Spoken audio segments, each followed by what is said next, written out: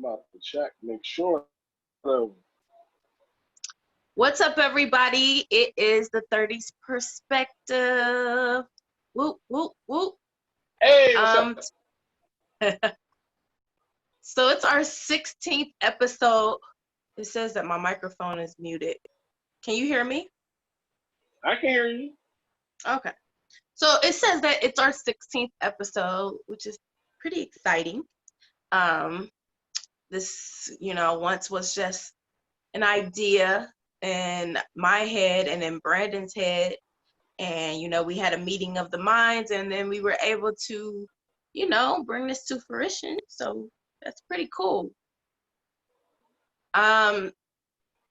So episode 16, we decided we were going to just freestyle.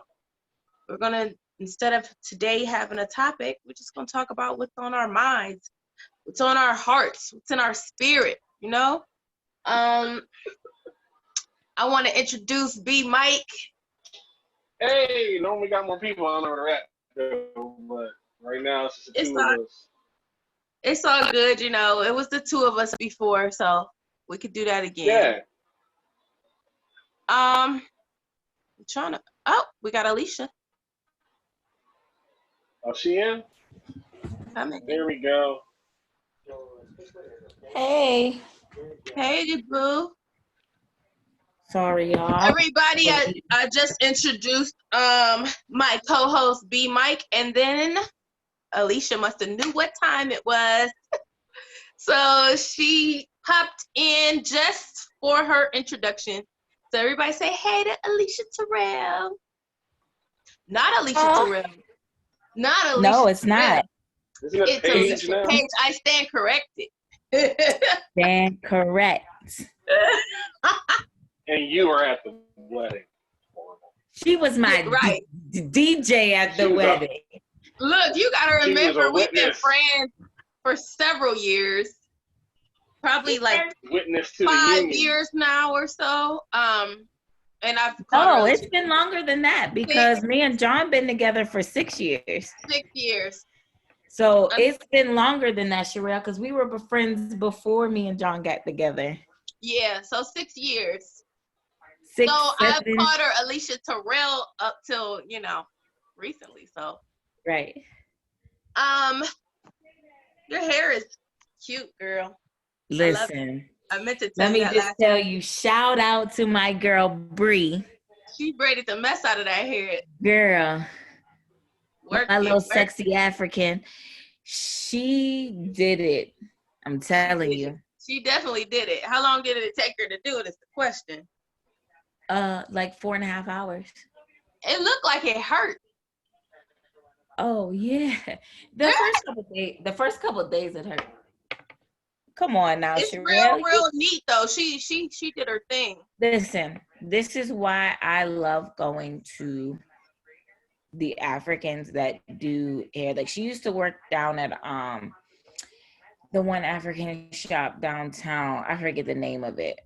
But then when she got pregnant with her son, they weren't willing to work with her hours that she needed.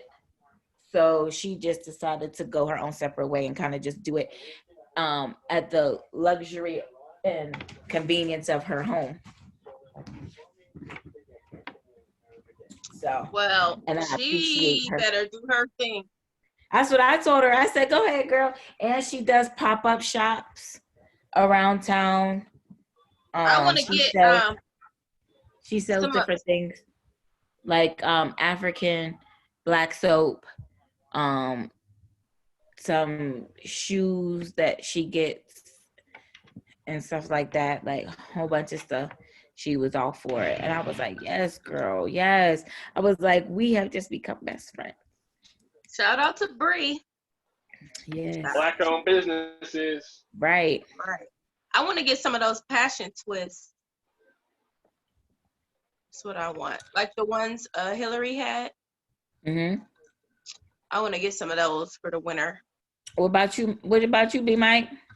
What's going on? I don't have anything to contribute to this conversation at the moment. I'm just listening. What you mean? You don't want to get your hair done? I don't know what a passion braid is. What's a passion braid? that when your brain It's is where real it's done with angrily? passion. Passion. What is a passion? Yeah, put your heart and soul in it. Yes. Yeah. I don't know, man. What's been going on with y'all this week, man? There's been a lot of stuff kind of happening. I know everybody's talking about the Brandy and Monica. They're talking about R. Kelly getting attacked in jail and the shootings, and there's a lot of stuff happening. Like, rest in peace to Chadwick and of course, Boseman. Chadwick. That was a big hurt piece right there. I was like, what? 2020 is on some straight trash. Okay. Listen, I cried like I lost my best friend. I wanted to cry. When I tell you that I cried, I was at work. I was at work when I found out. I was so heartbroken. And then when they did that tribute for him the other night, I bawled like a little baby. I said, "Who did a tribute for him?" Yeah, they did it on. It was on the CBS or not ABC. ABC, was it ABC? I don't know. When they played CBS Black or whatever it Panther. was. Yeah, after they played the Black Panther movie, yeah. Then they said T-Mobile, sponsored by T-Mobile. Of course. So what they do though after that? That was it. They just played it and that was it. What do you want them to do? They did a tribute to telethon? him.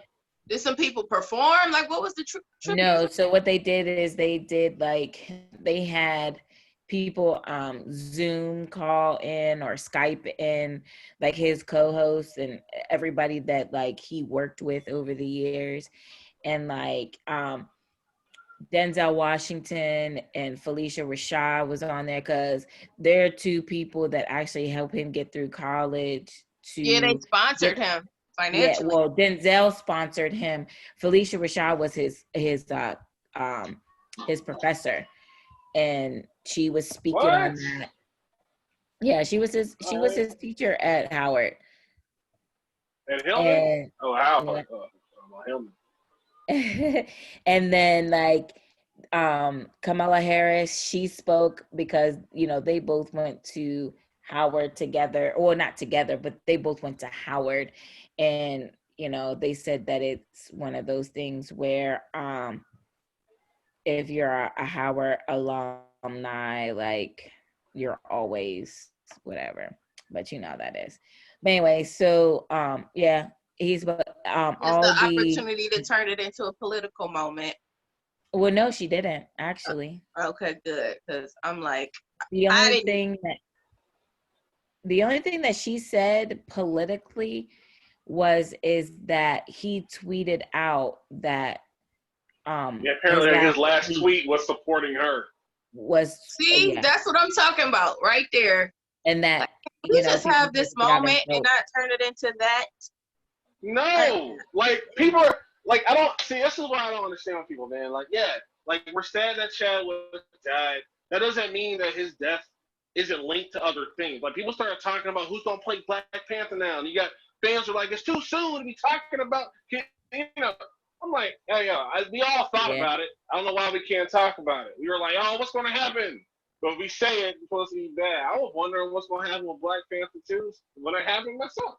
But in terms of linking it to political, whatever, right now. Because nobody. I don't like that. Like that, if he died, I don't want to. I don't care about what you think people should be voting for. Like, get out of here. Yeah. We can talk about that on the commercial. The commercial could really be about that. You know what? She spoke very highly of him, and not in like, she spoke about, his the way that he carries himself and the way that he presented himself, and the same way that we got that warmth, loving feeling of a king from the movie. She said that's exactly how he was in person. He was a very humble, soft-spoken person, and that he's going to be sorely missed. Everybody spoke, even like all of his co-hosts, like as far as like the Avengers and everybody. Captain America spoke, and what's his name? Iron Man. He spoke, and you don't know nobody's names. Robert Downey Jr. Okay, he was like, Iron Man, Hulk was there, Falcon, And then, Well, like, that's because Doctor that's what they Strange. presented themselves when they were speaking about him. That's awesome. Do you know that Well- my husband is a nerd? Yeah, I get it. Oh, get okay. I get it. I'm all He's a with it. nerd. His ring is a Batman. It has Batman on it. Okay. All right. He's my Batman. My superhuman. Batman's not superhuman. Yes, he is. He's not. He's smart, rich with a bunch of gadgets. He's the DC version of Iron Man. He is a superhuman. No, he's not. Yes, he He might be is. the world's greatest detective, but he has no superpowers. He has zero. You're right. He superpowers. doesn't have any. I said superhuman, not superhero. I said superhuman. What? He's a human. He is He human. is human. Right. He's not super, other than Yes, he's rich. he He even is. says it. He said it in the Justice League movie. The Flash asked him, "What's your superpower?" He's like, "I'm rich," and he drove off. You know what I'm Yeah, saying? that's it. He's not. And that's why I like Batman. That's why I don't like Batman. I love Batman because he does it and he ain't got no powers. Batman is my favorite. He is. Oh Really? my God, I love Batman. Yeah. Yeah. I love Batman. Batman's been my favorite for some time. So, Yeah. you know. No, I got the text. I don't see a lot of depth to his character, so You I see? can't really relate. Brandon, What happened? look. Okay, you got the whole. I just, in terms of my connection with Batman, I don't see a lot of depth to the character. Now, trust me, I'm a big fan of Gotham, the TV series, and I watched all the movies. I'm a fan of Batman, just then compared to other superheroes and other characters like that. I just feel he don't have a lot of character depth. I really don't. Character depth. What's more depth than having your parents robbed and murdered, and then you starting this whole new life as a vigilante? Like, what's more depth than that? Here's more depth than that. Let's take a look at Spider-Man. All right, one, his parents were already dead. He lived with his Aunt May and his Uncle Ben died. He had to balance being a superhero while going to school and having a job. Oh, I'm more relatable Batman with that. gotta handle being Batman and being a rich nigga. Oh, because that's so hard. Okay. Yeah, he owns Wayne Enterprises, which makes everything in He Gotham. did the same thing that every other one of them did. Except what? he did it without having any superpowers. Nah, he knew what everybody else did. I mean, Yes, he did. didn't even. Spider-Man was a vigilante as well. He went out. But Batman's not balancing money issues and trying to hold on to a girlfriend, and he didn't have none of that stuff. He wasn't balancing the same things. Really? He wasn't. So, I mean, he was endlessly rich. He didn't even create his own gadgets. Lucius Fox created his gadgets. Alfred repaired and made all his clothes. He didn't have to do none of that. Well, when Spider-Man you're had rich, to make all his stuff himself. When you're rich, you don't have to do those things. You don't. You're right. That's Why, what I'm why saying. wouldn't you?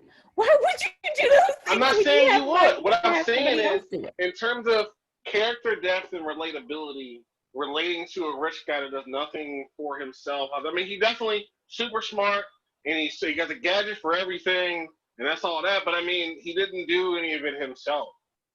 Like, the money was given to him. Like I said, his gadgets are made by Lucius Fox.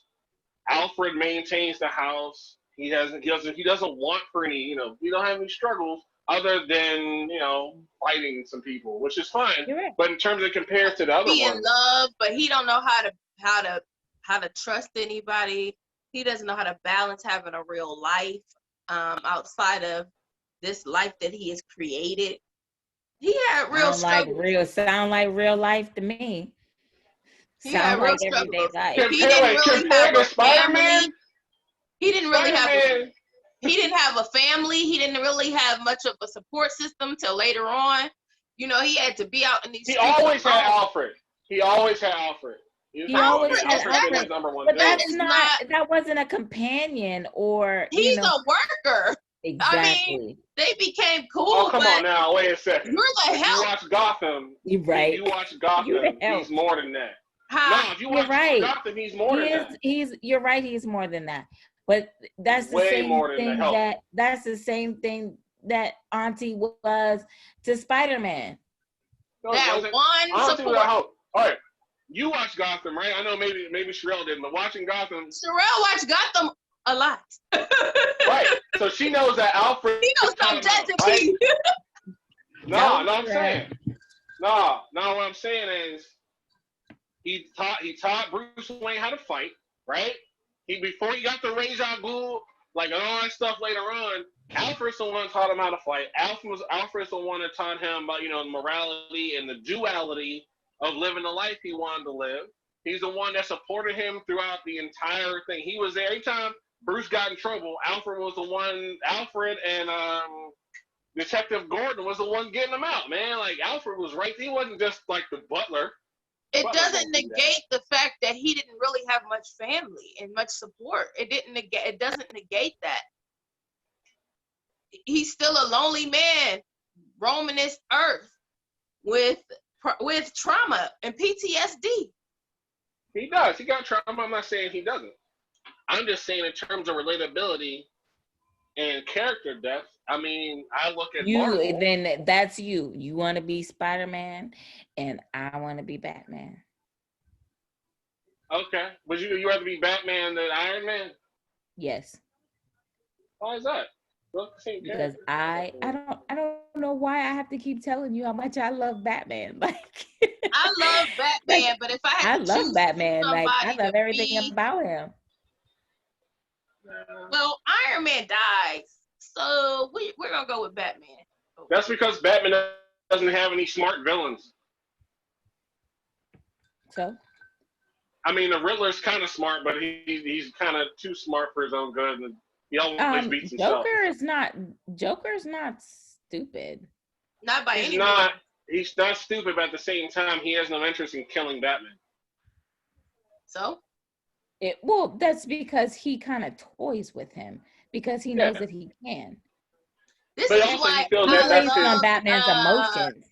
He plays on Batman's emotions. Right, but he never wants to kill Batman because he feels that's his other half. Like he feels this revolving relationship. That's his alter ego. So that's a wise villain, though. That's a real wise villain. How is that a wise villain? Because he's gonna hit you where it hurts. He's hitting you up here, like he's messing with your mind, your spirit, your morals. He's hitting you in a whole other area. He can hit you with violence. Just kill Batman. He can hit you with violence, but Batman's gonna combat that every time. So but he can just kill Batman. Many times that he just didn't do it. He just killed Batman. He doesn't want to. That's the mind game. He hits you up here. He hits you right here. Like he's not about to kill you. Why? You probably want to die. Look at what you out here doing. You don't have to do this. You a regular dude Joker. with money. You don't really have to do this. So there has to be a little bit of you don't care about whether you die or not. You just so like he's really like a wise villain. That's why I love Lego Batman so much. Oh my gosh. Lego Batman's hilarious. Lego Batman's hilarious, man. It's one of my favorite Batmans because it's just the relationship, the dynamic between the two of them, and how it's just like this. He turns it into like a relationship, like of I want you. How come you don't? You know you want me, and he's like, and they play on that in Gotham too, and like it's just this thing. He's in love with Batman, and it is hilarious. Though. It's hilarious, man. Who's our favorite Joker? Who plays our favorite Joker? Hugh Jackman. Hugh Jackman. I can't say I have a favorite. But Hugh Jackman? Yeah. Not Hugh Jackman, but not Hugh Jackman, but Heath Ledger? Yeah, Heath Ledger. Jack Nicholson. I always get them two mixed up. Heath Ledger. I was like, Hugh Jackman? I know. I said I know.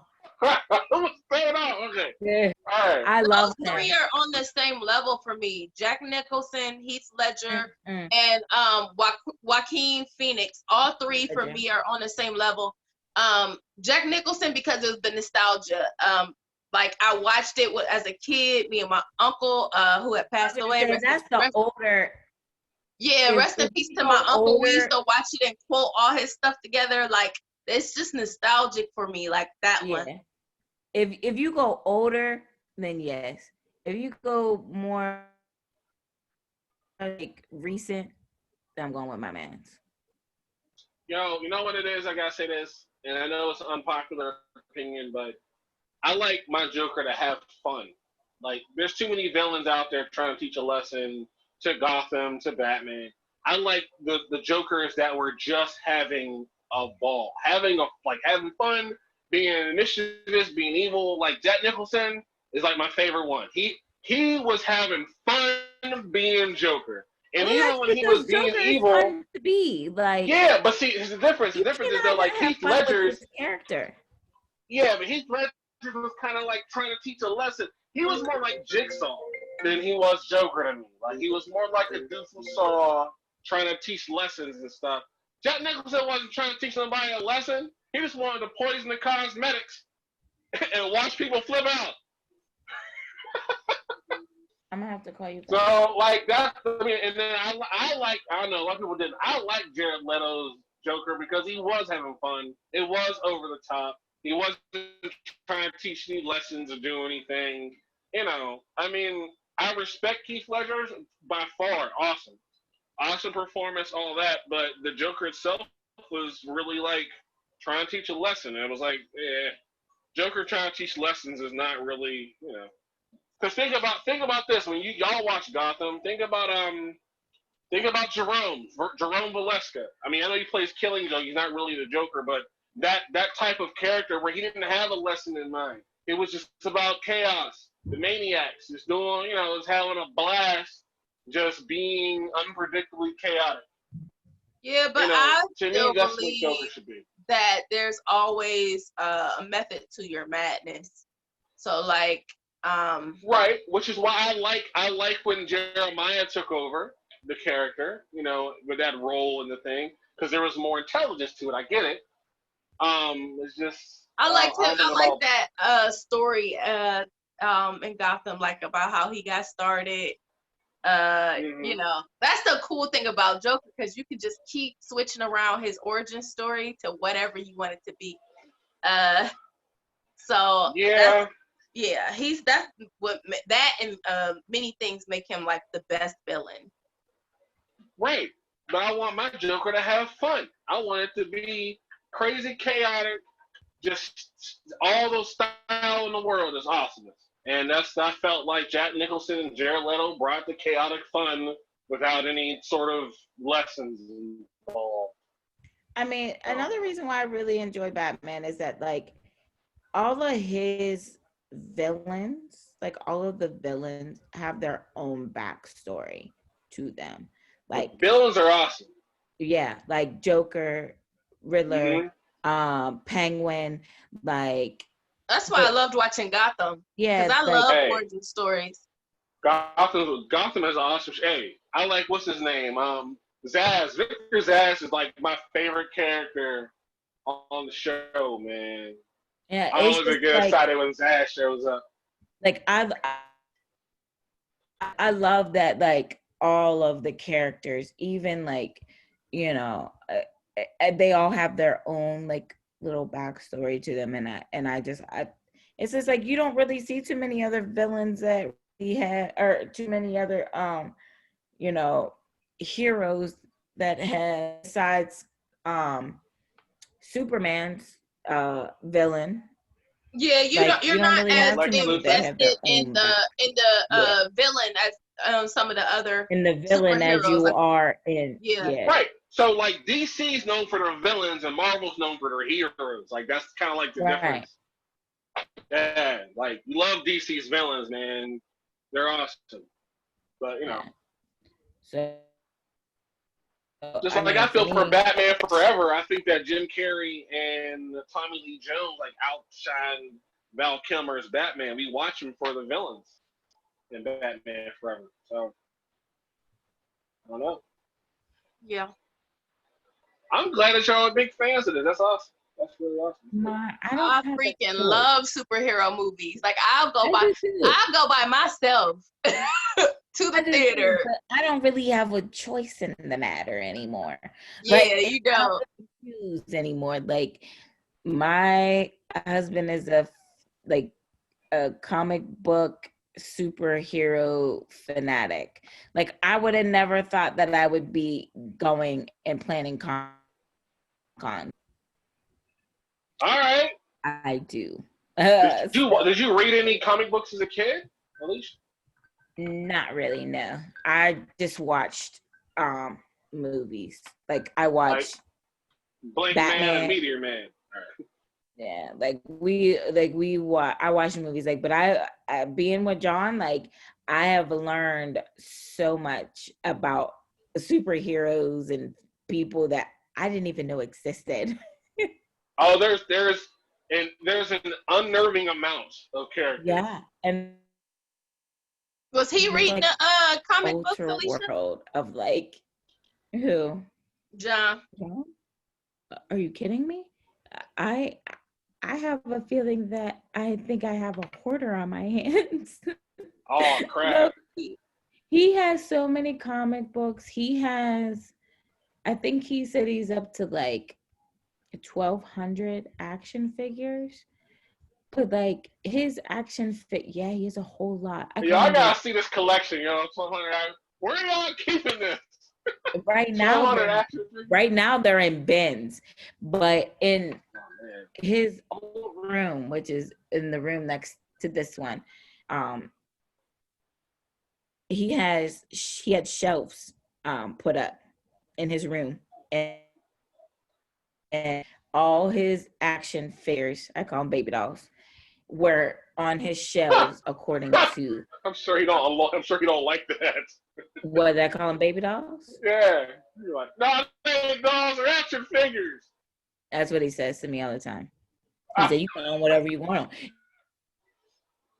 He's like, "But my collection could possibly make us a lot of money one day." I was like, "Well, not right now." So he ain't gonna let that go unless he absolutely has to.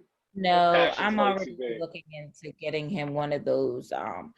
When we were at the Comic-Con the one time, this guy, he builds these shelves, like they're big, and it's like you could do there's a Marvel one, and then there's the DC one, and then you could do Avenger one, and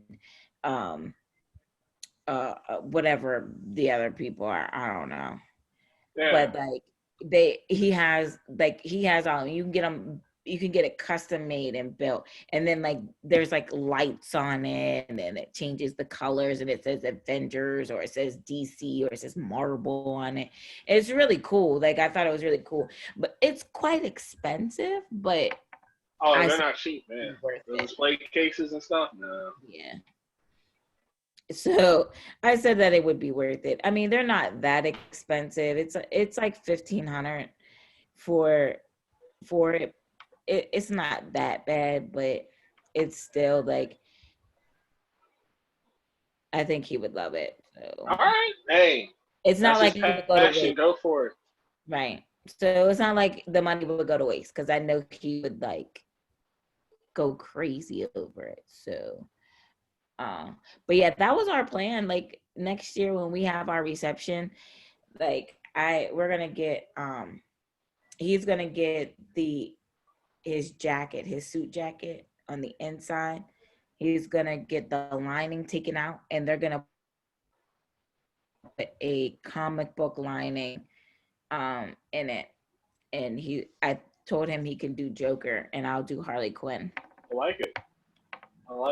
Hey, wait, speaking of that, did y'all see the Harley Quinn movie, The Birds of Prey? I didn't like it that much. Me neither. It was real kind of like, it took too long to get the group together, and it was like, I was really disappointed. I like Suicide Squad. I did. And then The Birds of Prey it just fell flat. I liked it. I had low expectations, so maybe that was why it was like, oh, all right, it wasn't as bad as I thought it was gonna be. I just feel like she didn't have the same like kapow as she did in Suicide Squad. Like she was awesome in Suicide Squad, and then just Birds of Prey Yes. was like, I like her fighting Yeah. style. They were trying to make it too much like Deadpool. Yeah, and they can't. You can't. The reason Like, why I Deadpool's felt like successful they were trying to make. is because of Ryan Reynolds. Like, so you really can't duplicate Ryan Reynolds and try to make Margot Robbie be Ryan Reynolds for, it doesn't. But continue. At least you were saying something else. Right. And they tried to make. Well, no, what I was saying is it just reminded me of Deadpool and how like they were trying to do like a narrative behind the narrating. And it was like, no. I was like, no. Yeah, like breaking the fourth wall type of shit. Yeah. I'm like, that's not who she is. Like, that's not her character. Deadpool's character, that's who he is. He's an asshole. So it just like fit. Like when they did Deadpool, I love Deadpool. Like it's one of my favorite movies. Like Yeah. because he's just so funny. Like, and it's just like he does the part so well. He Like really does. he killed. And it sucks that like Ryan had to wait 8 years after he wrote the script for that for it to get produced. But yeah, he did it because he fucked up the first script. Deadpool. He did. Yeah, he wrote the script. Yeah. So I like him even more now since learning that. I didn't know that.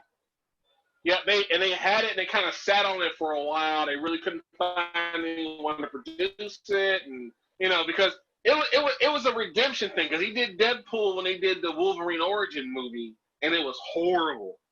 That's why he kills him in the second one. He kills his original Deadpool as part of the second movie because it was a horrible Deadpool he did. And yeah, so that was awesome. That's one of those movies that I can watch over and over and never get tired of it. So let me ask you guys, what's your all-time? Let's go movie. What's your favorite movie? It doesn't have ever superhero. No, yeah. What's your favorite movie? The Last Dragon. The what? The Last Dragon. Bruce Leroy Green, showing off the glow. Are y'all serious right now? No, I know what that is. I'm trying to think about what. I guess my movie will be The Wiz, just because I used to watch it all the time growing up, and it kind of shaped, like me being a performer and stuff. So I'll say The Wiz. I have a whole bunch of favorite movies. Me too. No, you gotta pick one though. I know we all got a whole bunch, but if you guys had to pick one. Just my favorite movie. It's so hard to pick. It's so hard to pick. Oh, it's a lot. What movie shaped your childhood? Like Holiday Heart was one of my favorite movies. Holiday Heart. Which one is that one? I hated that movie. Wait, get me caught up. What's Holiday Heart? Who's in it? What happened? Go ahead, Alicia. Tell him about your movie, girl. I might have seen it. I don't know what it's called. About this closet. I wouldn't even say closeted. Is that the Vin Rames movie? Huh? Is that the Vin Rames movie? Yes. Okay, now I'm caught up. Okay. All right, okay. Listen, I listen, there was a whole bunch because like I love the Poetic Justice. I loved like watching Life. Like I loved watching like Disney movie like Lion King and Beauty and the Beast. I used to fall asleep to every single night. I watched that movie every single night for like 2 years. That's the movie I would pop into my like little video player and just go to town with it. The movie I used to watch other than The Wiz, the other movie I used to watch, well, there's two of them that I used to watch over and over as a kid was Matilda. Miss Trunchbull. Parent Trap was mine. That was Which one, the original or the remake with Lindsay Lohan? The remake with Lindsay Lohan. Parent Trap. That was a good movie. Yes, I love the Parent Trap, and let me think of what else I used to watch like as a kid. I used to watch The Sound of Music a lot. Mm-hmm. The Outsiders. I like The Outsiders. See, as a kid, I was watching Ferris Bueller. I was watching Indian. Yes, I was watching Back to the Future. I never watched Ferris Bueller. Really a good movie, man. That was it was such a because all right. It was one of those movies that you had to watch when you were in high school because it was something that you wanted to do so bad. Like, but so check this out though, right? Now that you're older, 30's perspective, I just saw a meme that was saying that there are 3 stages to life. The first one when you were late to Ferris Bueller, the second one when you were late to Cameron, and then the third one when you were late to Mr. Rooney. And I'm like, that's like a perfect thing. Like I'm so Cameron, like about my shit. Yeah, I can agree with that. All right. So you're right. Hey, here's a quick. Speaking of movie assignments, Sherelle, did you ever watch Baby Boy when you talked about? Oh. All right, now you gotta put Ferris Bueller on the list. Oh, God, man. Yeah, I'm out the loop. Yeah, get on those 2 things. I was definitely gonna watch Back to the Future, all that. I loved Back in the Future.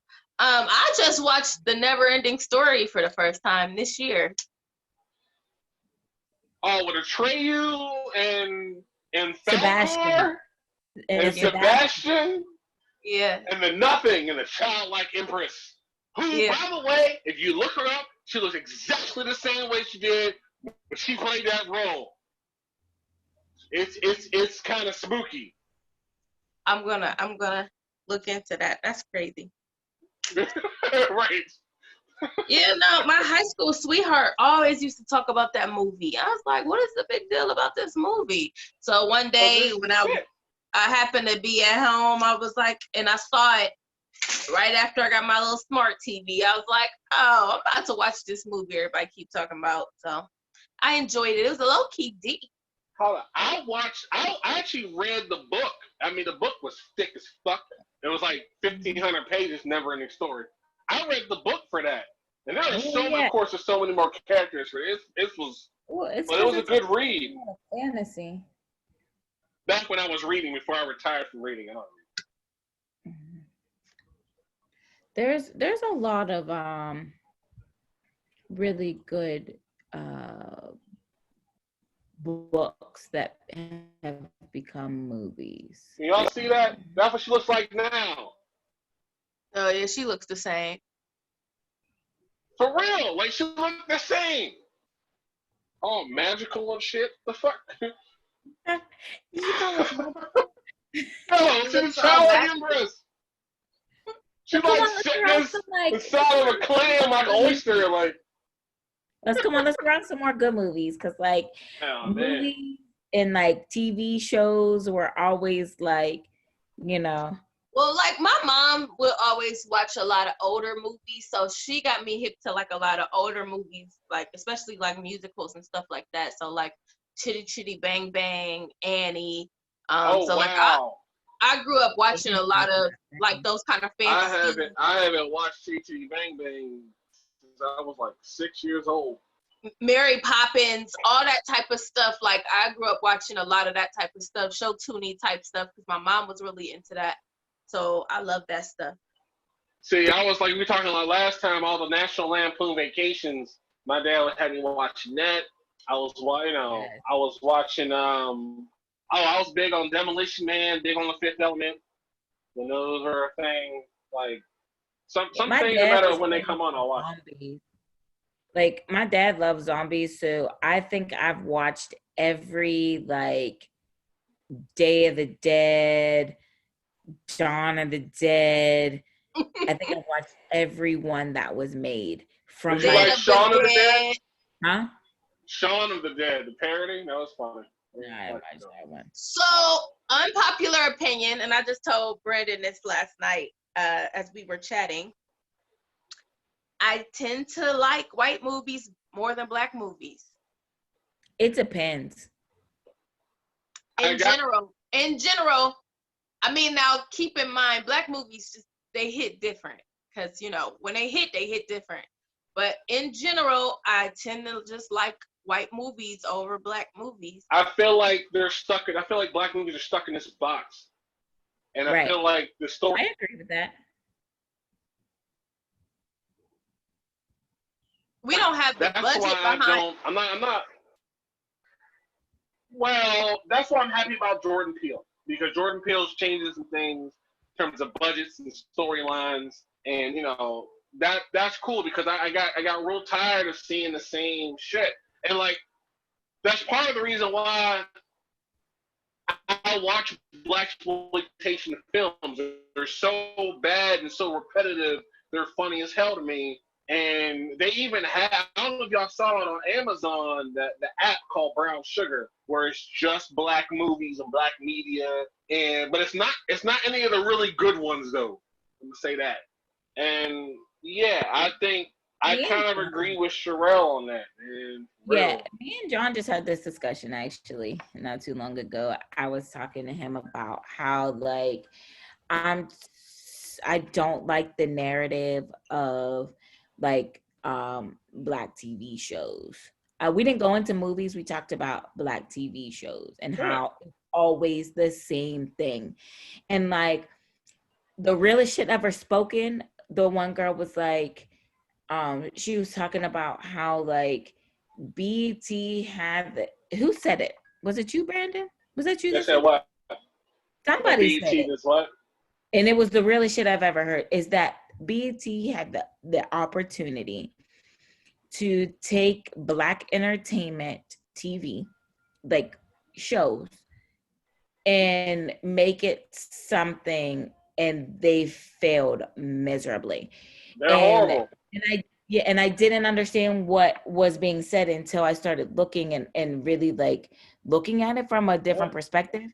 And I said, and the person who said it, I can't remember who it was. They were like, we could have a DIY black DIY of black people out here doing things like buying houses and remodeling, having their own businesses, doing what the white people are doing. Like it's not so much about a black or white thing, but it's about showing that we're more than just drugs, guns, money, booty. And think about some of the most successful black shows ever. We're talking about Cosby Show, Fresh Prince, and now even like Blackish, where they're showing a different side of black people. For the first time with the Cosby Show and Fresh Prince, you saw successful black family. They still had the problems and shit, but like successful black family. They were affluent. They were, owning property. They, had their own companies. They had their own career. Nice houses. And they were well spoken. They had, butlers. Like, like in the Fresh Prince, there was the butler. Like, you know what I mean? And he was black, and they treated him like family. He wasn't like, you know what I mean? He wasn't like a servant. Like, you know what I mean? Right. So for me, it's just like, that's how I feel. Like, I feel that because he was watching some news show that's on, I think it's on Netflix or whatever he's watching, but it's about this gay black man who owns a strip club in like, I don't know. What kind of strip club is it? Is it a gay strip club? No. But I don't know what this show is. This show on Netflix? Like, how this other woman, she like, she's a stripper trying to go right, like trying to do the right thing now. So now she's out buying properties because she wants to do dance, and she lost her kids because she was on drugs. Like, it's the same narrative over and over and over and over and over. And I was like, it's disappointing to see, like, these shows like Desperate Housewives, Basketball Wives, of these black women out here acting crazy, ridiculous. Like to me, it's an embarrassment. But to other people, that's I entertainment. agree with you. Yeah, for some people, it's entertainment. I know that for me, I know we've had this discussion amongst ourselves and even on this show about my media as a kid wasn't really sheltered. So as a kid, I watched Comic View, and I found a pattern. They talk about like the same 6 topics in like the Comic View. The black comics talk about the same like 6 things, like how broke they are with debt, smoking weed, the difference between black people and white people, like having sex and they like hump the stool. Like it was like the same like 6 things it would talk about. And by the time I was 12, 13, I was like, yo, like they're not even funny anymore. I'm done. And like that's what white comedians. I started laughing my ass off with them and going in a different direction.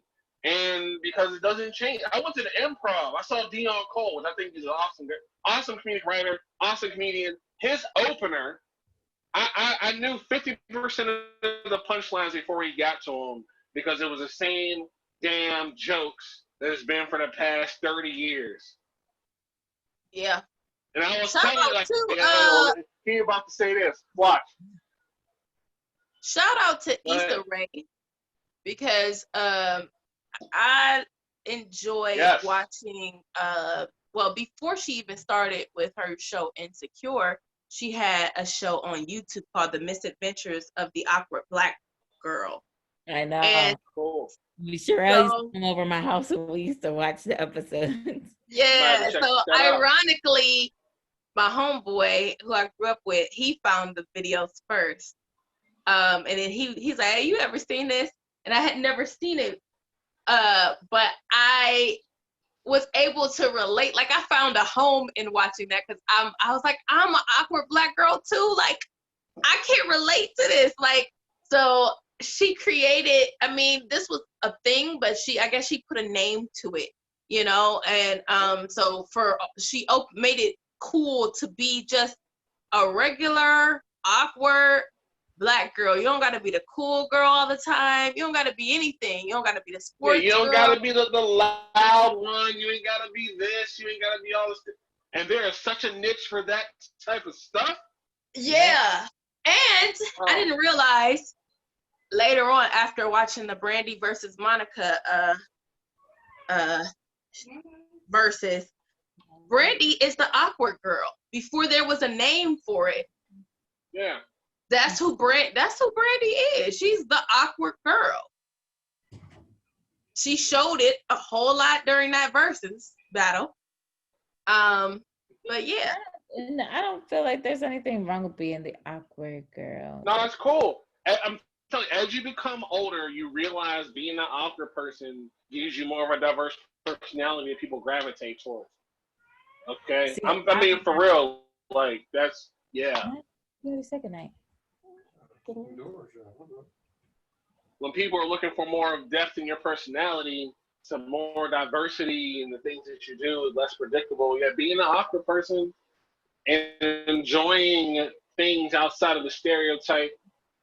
Yeah, for a lot of people, that's something that's a definite thing they like to connect with. And because I was the awkward black kid. I'm the one that knows random dumbass facts about shit that people don't really care about, and I'm a geek for the random stuff and all. Like my husband, because he does the same thing. Yo, that's what's me and your husband probably can hang out. He said, he's like, I could add that to my useless information. Oh, I got tons of useless information. I'm great at Trivial Pursuits and dumb shit. I'm just. That's him. Stuff that like people are like, who cares? He's like, oh well. Right. And I'm like, and then I'll be like, what you mean? Why don't you care? This you care because if it wasn't for that, you wouldn't have the thing you like. You wouldn't do this, and this is this thing, and that. Yeah. He's all for being Mr. Right all the time too. Like, well, he's your Mr. Right, and that's what's up. Do your thing. Yeah, always has to be right. And if he isn't right, then he'll Google it. And I'm like, that's annoying. Like, you're annoying. Google's awesome. He's like, why? He's like, why would I want to walk around being misinformed? I was like, True. who cares? Like, who's gonna really care? Like, somebody does, because someone on Google wrote an article for whatever he's looking up. Somebody else cares. I want to know about those people, the people that care enough to write articles on it, on some of the weird stuff that, yeah. There's So some what's things y'all's you look thoughts up and on? be like, yeah. So what's y'all's thoughts on this R. Kelly getting beat up in prison situation? who cares? You need to learn how to bob and weave. All right, so here what I gotta say about this, man. It's not surprising. There's probably supposed to keep him out of general population so that doesn't happen. But I'm sure the guards don't really give a shit if he does. He's probably in there singing for oodles and noodle packets. Hey, I know. You know what? I was laughing because before he went in, there was this joke going around about, how disappointed and upset would you be if you've been winning the prison talent show for 6 years straight, and then R. Kelly comes in, and you're like, fuck. I can't. Yeah. R. Kelly probably in there writing some bangers though. Yo, you can't deny the man's creative ability. He gonna come out with some He's brand probably new running release, a prison choir. He'd be like, I was up in the cell. Here we go. Let's do that. Let's do R. Kelly's choir in prison versus Kanye West's choir. We'll do Kanye West choir versus R. Kelly's prison choir, and we'll do that as a versus. See what happens. Oh man, don't do that, cause, I don't know. Some of them jailhouse birds might be able to sing. No, they can. They definitely can. No, they can. They can. Shoot, they like Jennings. Like Jennings. Yeah, there you go. Oh, there's a lot of talent that's locked up in prison. A whole lot of talent locked up. They won't let me out. Yeah, Akon. Convict music. Convict music. Bro. Convict music. Oh, yeah, man. Just saying. Yeah, R. Kelly getting beat up, not surprised. I'm kind of surprised, Bill Cosby hasn't had any altercations. But who knows? Why would he? He probably has though. He just can't. Why would he? He can't see who beat him up though. Messed up. Ain't nobody trying to beat up. You can't go in there trying to act hard like I'll beat up Bill Cosby. Like what? Somebody knocked his food off the table. His Jello pudding. Yeah, he might be getting bullied a little bit. People fucking with him, but they ain't like gonna beat up Bill Cosby. Yeah, right.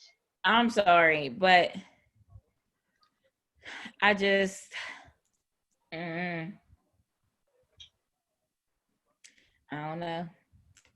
To be honest with you, I hope somebody pees on R. Kelly's head. Like he might enjoy it. He might. See what I'm saying though? You can't go and thunder out of it if he likes it. It's like my turn, and like runs up to you. Like that's not a. Because he's into men as well, so he probably in there getting his whole. He don't care. Yeah, he probably in there getting his whole life. So wait, is that WHOLE or just HOLE? You said it. I didn't say it. You said that. You said whole. Darrell was like, you said whole. Look, it could be either one. Whatever you want, whatever you're feeling, whatever you're into. I'm not. He's feeling. That's he. You said his whole life. That's what his whole life.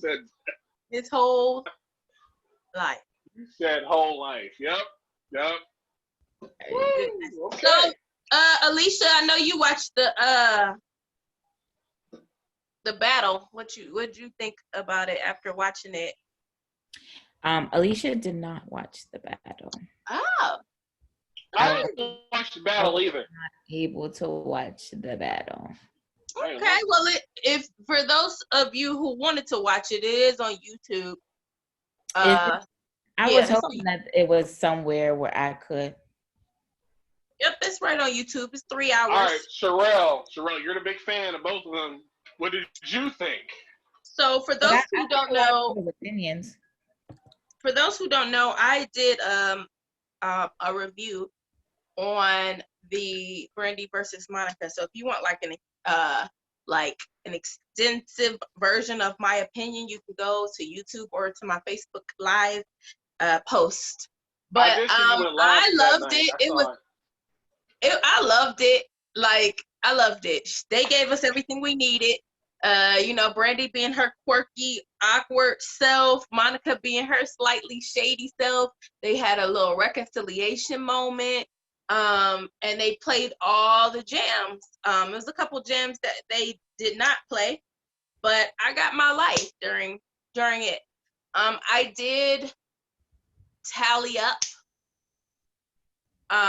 So you know how usually when you do verses, they do like song, then song, and then you decide which one is best, right? I could not do it that way because I like a lot of the songs equally. So whenever one of them played one of my jams, I just gave them a point. So I did it that way. And when I did that, Monica had 17 and Brandy had 16. So Monica had the edge with one song, but Brandy did not come to play. Like, she was in there singing live, hitting all her runs. She added in a mashup of the Moesha theme song, a mashup of Impossible with Whitney Houston. She even added in shout outs from Biggie and Tupac when they shouted her out in their own songs. So Brandy didn't come to play no games. See, I've had a couple of people on my timeline that are music people, and everybody that besides maybe like a couple, like 3 or 4 people that have watched it and said it, everybody said Brandy killed it. Like, hands down. Most people said Brandy. She did kill it. Hands down. She didn't come to play. Monica didn't do what, they said it was great, like between the two of them, but hands down, Brandy put on that fire. Brandy had poems. She, like I said, she had her mo to the E to the. She gave us a little snippet of that. Like, she just was not playing around. Like I said, I had to just do it like, oh, that's my jam, tally. That's my jam, tally. So when I did it that way, Monica just had 1 point over Brandy, but Brandy killed it. Period. She killed it. And what's killing me now though is these memes. Of course, yo, the memes have been hilarious. Oh, they getting on them outfits when they photoshopped them white shoes on Monica. They put them white shoes on Monica. I was like, bruh, I'm done. Yo, the Lord Farquaad and the damn white chicks. Yo, as a celebrity, you can't do shit, yo. And there's always something. Yeah. Internet has no chill. That's everything, though. Yeah, that's my thoughts on it. I love them both for different reasons, and I'm glad that they were able to reconcile and come together and do this. I thought Brandy was annoying as heck, though. I love her, but she was being so annoying, putting Monica on the spot the whole time. Extra. She put Monica on the spot about the time Monica punched her in the face. She put Monica on the What? She put Monica on the spot about getting her to do this. versus because we know Monica didn't really want to do it, so she put her on the spot, kind of letting people know she didn't really want to do it. She put Monica on the spot by singing live and trying to get Monica to do harmonies, and Monica was like not doing it. She put Monica on the spot with keep mentioning a tour, that they should do a tour, knowing that Monica is like, I'll think about it. She put Monica on the spot. Brandy sung A Change Gonna Come live a cappella and killed it, and was like trying to get Monica to sing, and Monica was like, man. So the whole thing was Brandy. You finished singing a song, and all right, Monica, tell me how you hit me in the face. What? What is? Because Monica was trying to set up So Gone. So, you know, she's talking about how in her old life she used to kick down doors and slap shit. And Brandy was like, well, since they know about it, I was one of the ones. She punched me in the face. And you took out dude's eyeball. Telling you that Monica's not dude's eyeball from immature, so I don't want to hear about it. No, it was playful. Yeah. It was playful, and what we saw with Monica, with Brandy, she just, like I said, I never knew this about her, never categorized her as this, but she's the awkward girl who doesn't always say the right things. Like she gave us a story about how when she met Tupac, she said West Side and did the West Side sign to him. Like she was like, "Why?" That's what he thought was hilarious. Yeah, like he probably thought that shit was hilarious. He was like, oh yeah, like it was shady, but it was cool, and they congratulate each other. They talked about how they were glad they could come together. So yeah, it gave us fans who grew up with them everything we needed. All right, cool. All right, so people were talking about this. It's kind of popped up a little bit. You know, Escape was trying to find someone to do a versus with, and I'd rather see like SWV and In Vogue than like escaping somebody. Like SWV and In Vogue would be an awesome versus. I'd definitely watch that. Escape. I don't really want SWV and In Vogue to do a versus together. Why not? Name two better harmonizing female groups of the 90s.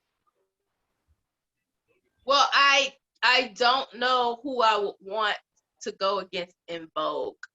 Now that we're speaking about groups, who would y'all put up against TLC? Well, they're kind of handicapped, so I don't know. Nobody's on their level. They're missing some people. No, really? Well, that don't matter for a versus. Really. Yeah, kinda. It kinda matters. Because think about their first two albums had a lot of Left Eye in it. So you act like they can't play Left Eye because she's dead. They just playing the song. She don't have to be here for it. Right. Brandy played Impossible, and Whitney Houston's not here. Yeah. Yeah. But against TLC, I would enjoy, and I'm still toying with the idea, but I would enjoy. I don't know.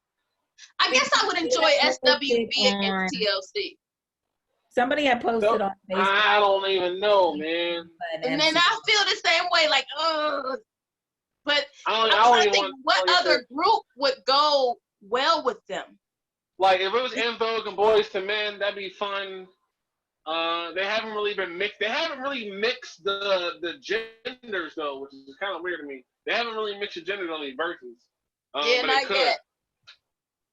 So is it true that Ashanti and Keisha Cole? I heard it's confirmed. Would you do that? And I'm gonna be watching all of that.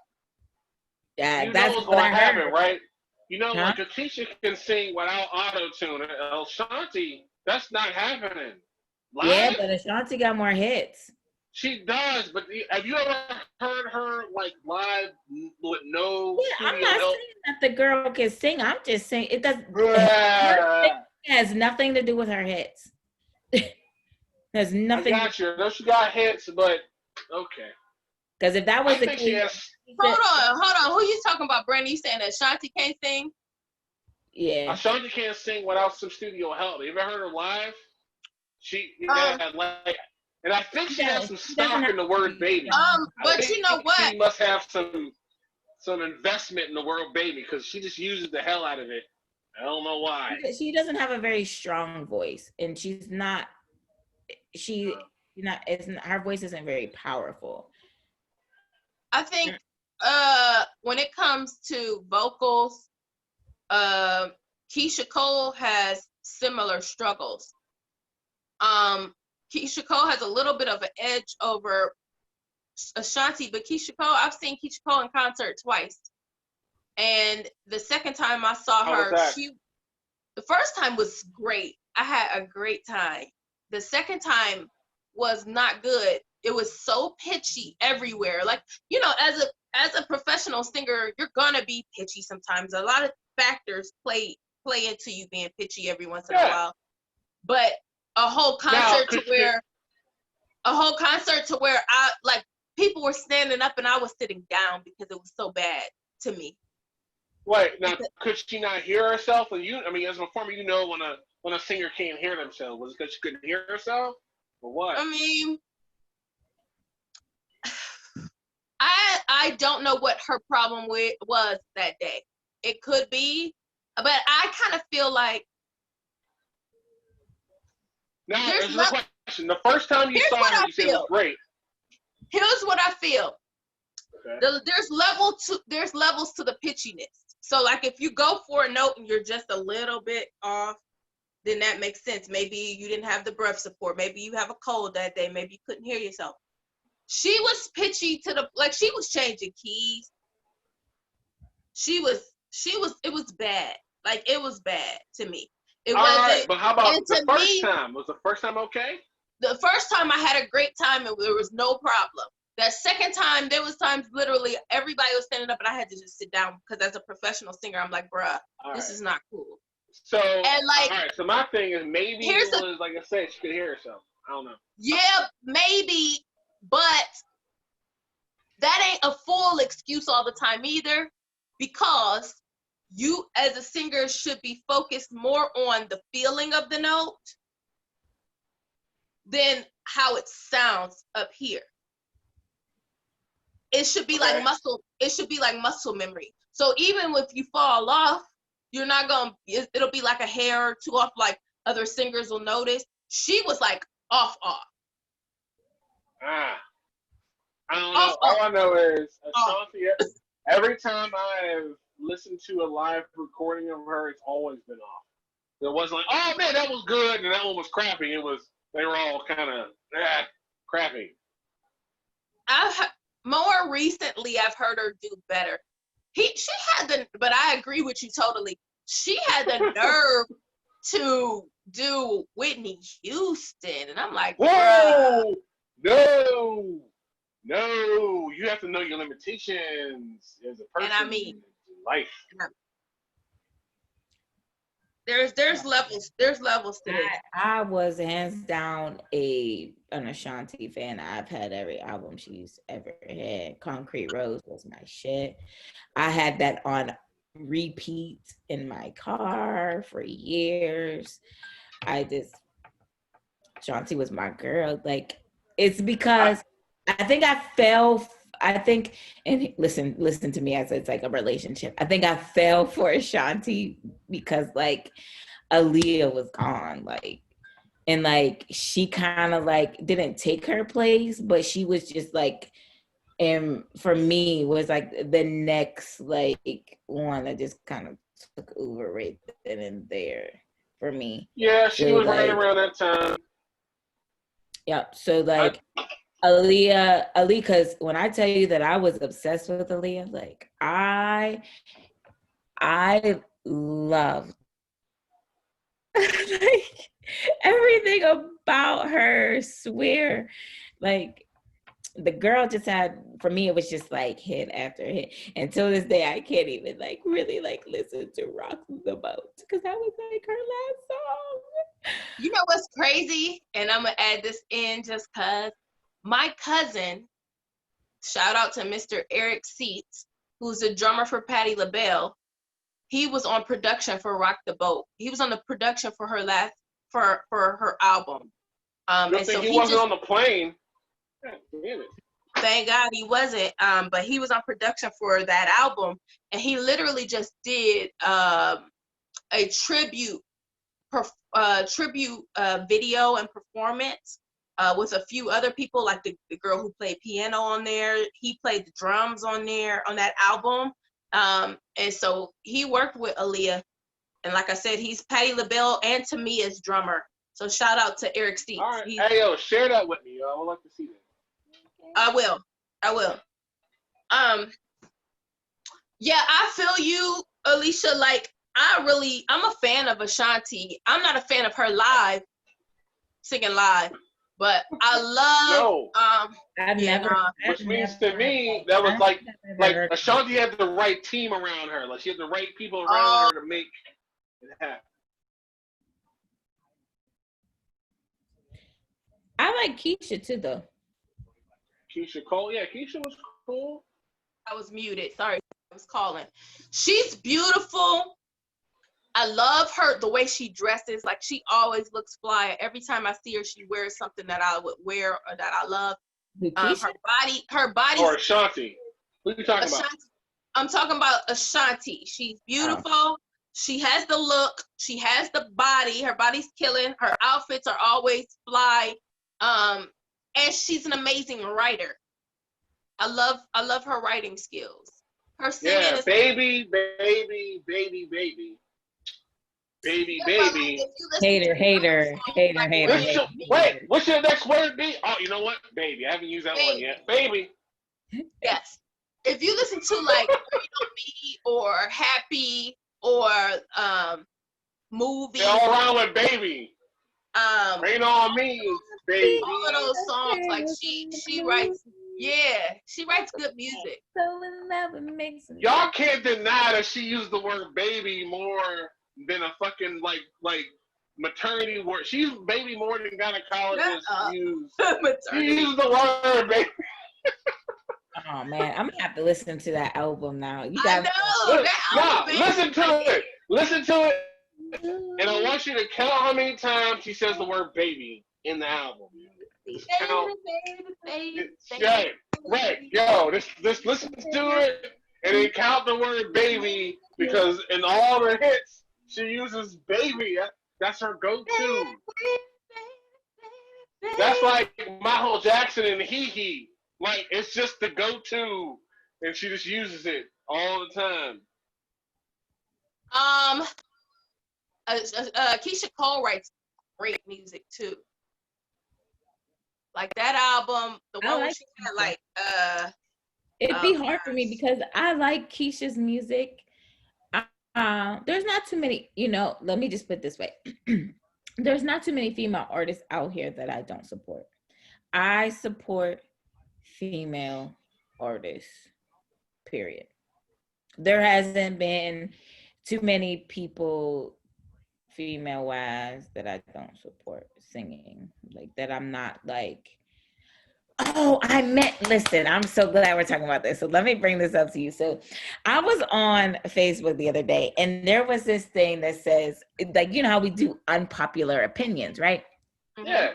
So somebody had posted it. It seemed like it was, it was kind of streaming. So there was like, I want to say there was like 6,000 or 7,000 comments on there. So it was talking about unpopular opinion about female artists that really can't sing, right? Oh my goodness. Oh my goodness. Oh, there's some stuff on there really giving it to them. Like the one lady was like, hands down, she was like, unpopular opinion for me is she was like, Beyonce cannot sing. So then the lady underneath her put, the Beehive is coming. Yeah, like, that's real. Like people really on it. I try to say goodbye and I choke. Okay, so Macy Yes. Gray, I agree with you. Okay, you know what? You know what? If I'm being real honest with y'all, I remember the night Aaliyah died. I remember that night. I remember I was watching MTV for something else.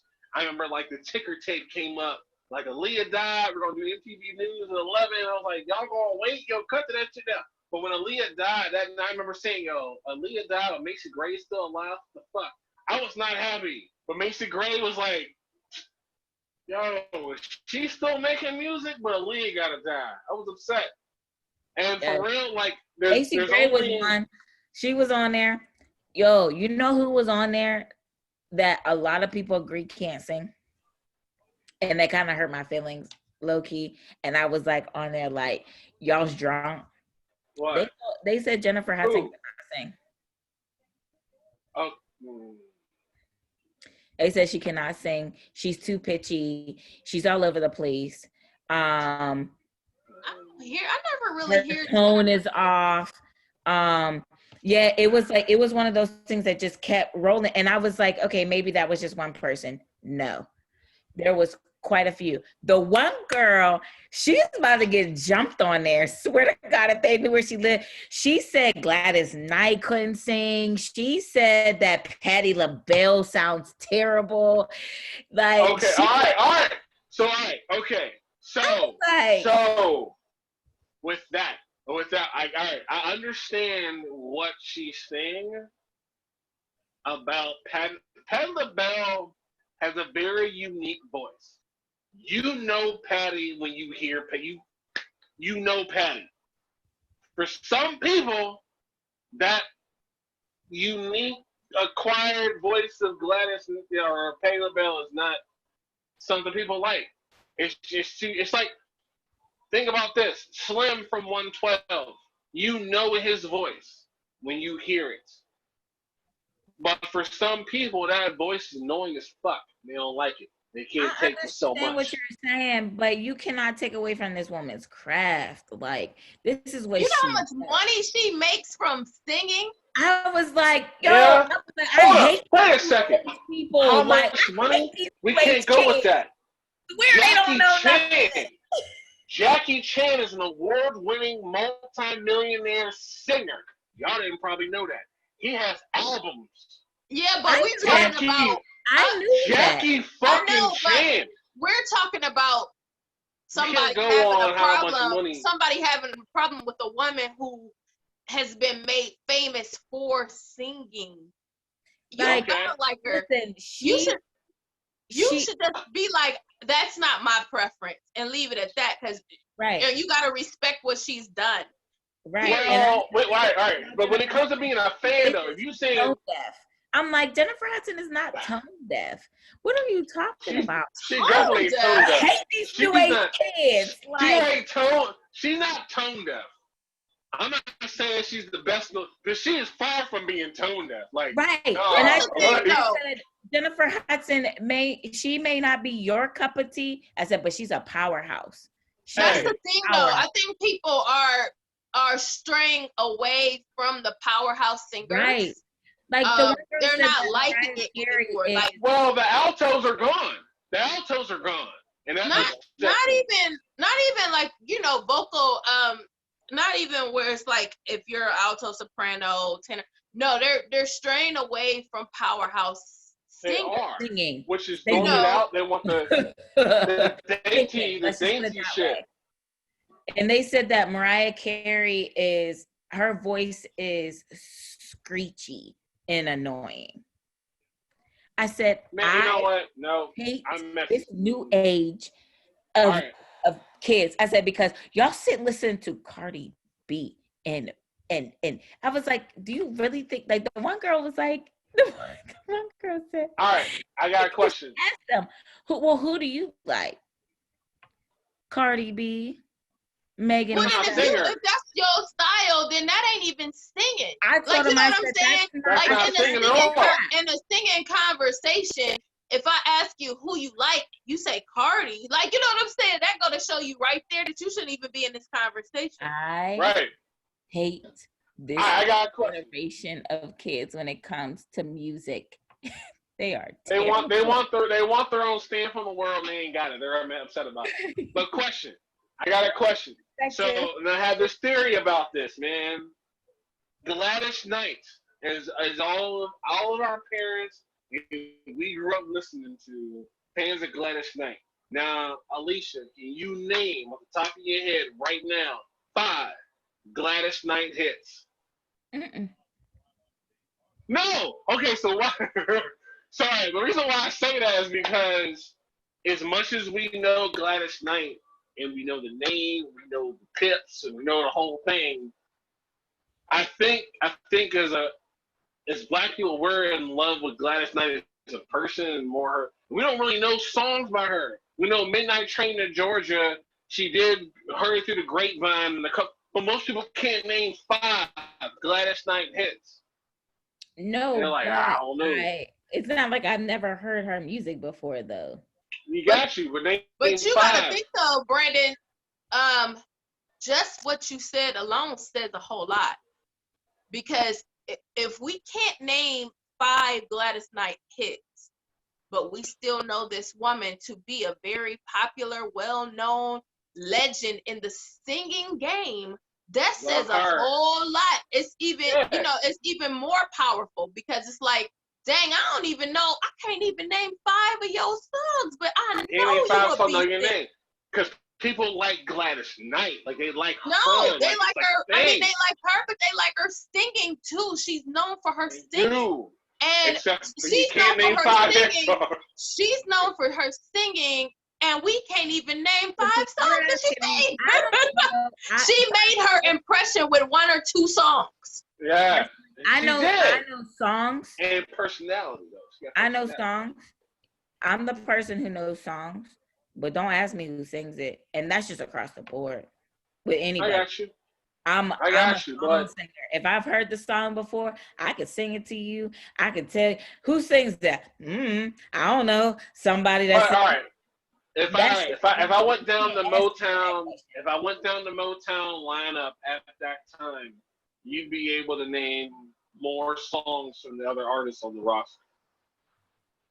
So what? Like, the only other person I could probably name songs from that whole Motown is probably like the Jackson 5.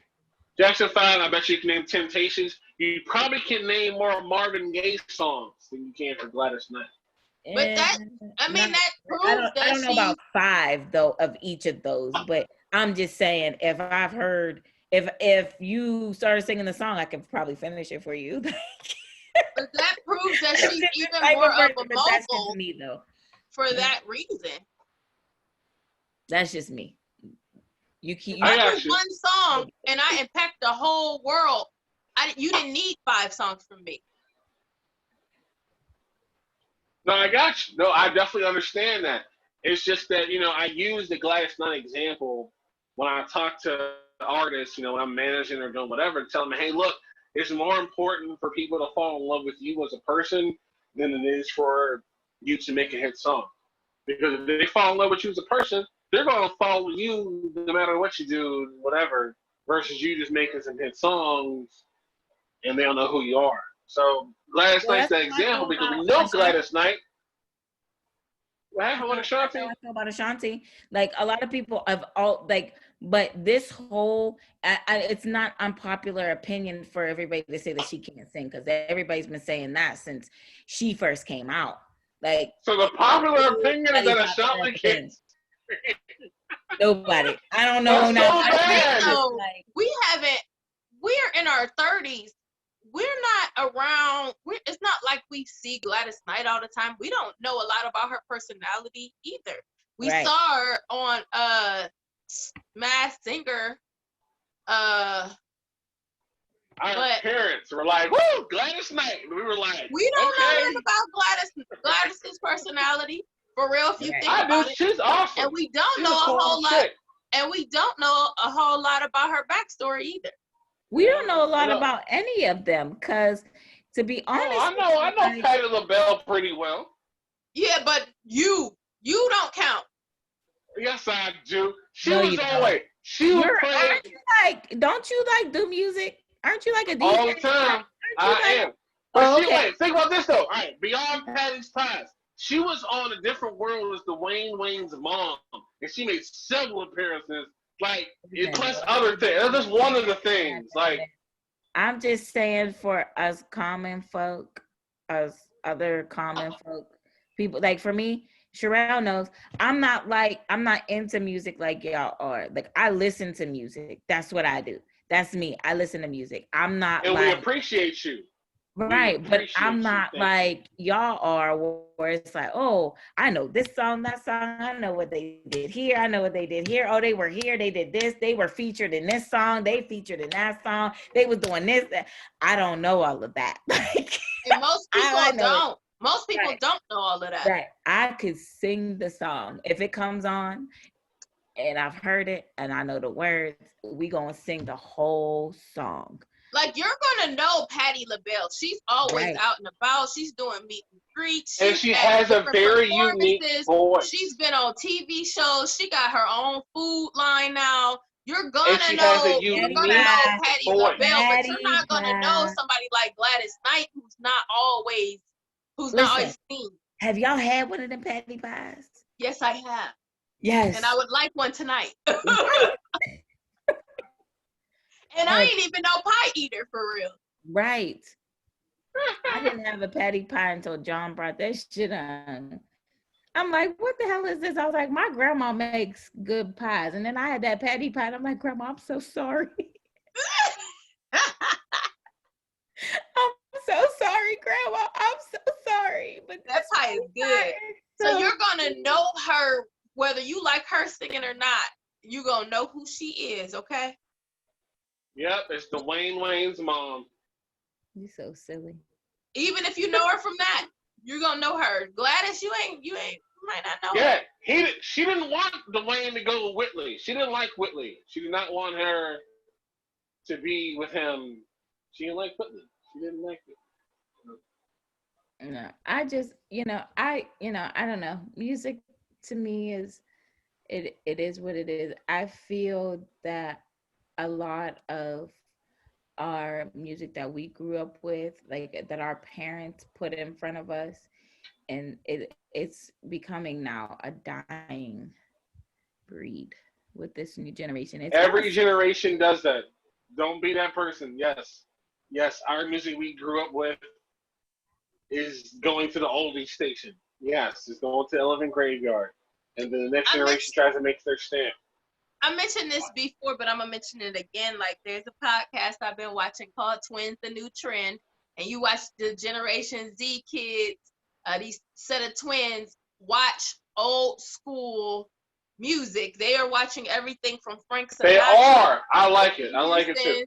To Prince, to Michael Bolton. Like, they listen to all genres, all styles of music, mostly older music, and some new school stuff too. But Twins, The New Trend, check them out on YouTube. They're entertaining to watch because you hear a song like that you love, and then you see somebody from Generation Z, and you wonder how they're gonna react and how they're gonna process, especially when it gets to that part that you love, when they hit that note or when that music change or that beat drop. And you watch them react to see if they're going to feel what you usually feel when you hear the song. So it's cool to see that. All right, you know what? We should match the energy. I think we should have a separate segment where we listen to new shit. And we be like, all right, how do you feel about this? You might give an honest thing about it. We should do that. I'm with that. Oh, yeah, we should do old school versus new school. Yeah, we should do the whole, like, how do we respond to what they think is hot? Because there's some of them, I like. I can't say I don't. Like, some of them, like, all right, just catch it. You know what we should do? We should get some of these new Generation X kids in here, which would be like. Oh, I know some folks. Yeah, me too. Like I know some folks. Yeah. My little cousin thought she was with us. She thought she was a junior millennial. She thought she fit into, and I had to let her know because she was born in '97. I was like, nope, the That's my cutoff is sister. 94. Born in The 97. cutoff is 94. You're a Gen Z. And like, Right. Get it you broke out of her here. world. It just broke Right. the world. She was just like, what? I'm like, yes, you're not with us. Sherelle, we could do our own verse battle. We could do old school versus new school. Well, we can do it. We can definitely have an episode like that. Like, I'm down for it. I just think That's it the would next be one then. because like the stuff that they're interested in versus what like we listen to, they feel like it's like we took the role of our parents on like you remember like the first time you heard your parents play music and you're like, oh my, what is this? Like, That wasn't me. I thought, what is this? This is awesome. There's a way. You know. Well, you know what? We can talk off camera about the logistics of doing that. Yeah, we'll get it together. I think that our that'd be viewers good. would enjoy it. Yeah. Yeah, all 7 of them. Kind of fun to do. I know. All right. Shut up. No, we got 42 views on that one. 40. We got one. Okay. 42 No, views we on working what? on it. We working on. We got what? What 330 people on our page now. We just gotta get off 330 of them people to watch our videos and be involved. Right. Engage. You know how you can get more? The more views you get, one way is by each comment. So like as you post a comment, it promotes the page. If you post another comment underneath, it promotes the page. So like if I write something and Brandon replies underneath, I always tag Brandon and write something in a whole nother comment box, because every time you write something in that comment box, it ups your views. All right. So the more comments we have, the more views we have. Well, we gonna work on it because I told John tonight. I said we are going to become a celebrities. Oh, we are. Yeah, I'm with it. Hey, we gotta get paid because this space belongs on Nintendo. I like this. I like this freestyle. I like this little freestyle. Just let's have a conversation thing. Well, sometimes that's all you need. And like this whole pandemic and not being able to get out and be amongst people, it's nice to like have conversation and talk to other adults and, you know, see what other people are doing and how other people are thinking and, you know, just get some things off your chest, just laugh, have a good time. Like, you know what I mean? That's like, I really appreciate these verse battles, you know, especially now, because it's just like people need that good vibe feeling of like, you know, listening and, you know, just kind of like listening to music that they grew up with. It's like, oh, take you know what I want? You know what I want? You know what I want? I've been wanting this for a while, but now we're doing verses. I want a versus battle with hype men. Not the main, I want hype man. I want like Flavor Flav, I want Batman Scoop, I want Lil Jon, I want like just the hype man to do their own thing. Flavor Flav was just at my job. Wait, what? Flavor Flav was just at your job? Yeah, he was just in Pittsburgh. Wait, you gotta tell this story. Flavor Flav. I wasn't there, but no, I know I missed it. Oh! Sent me the picture of Flav was at Zone 28. Speaking of that, so what celebrities have you guys met? Oh, I got some. You want to go first? You want me to go first? Go first.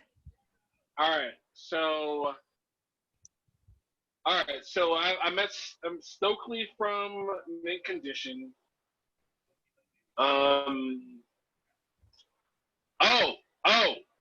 Remember Vanity? Like the singer, like Prince protege, Vanity. Yes. Like Laura. Yeah, I had a relationship. I had a phone friendship with her. I didn't meet her in person. We would talk on the phone several times before she died. Who y'all talking about? All right, so she died twice before the final third time.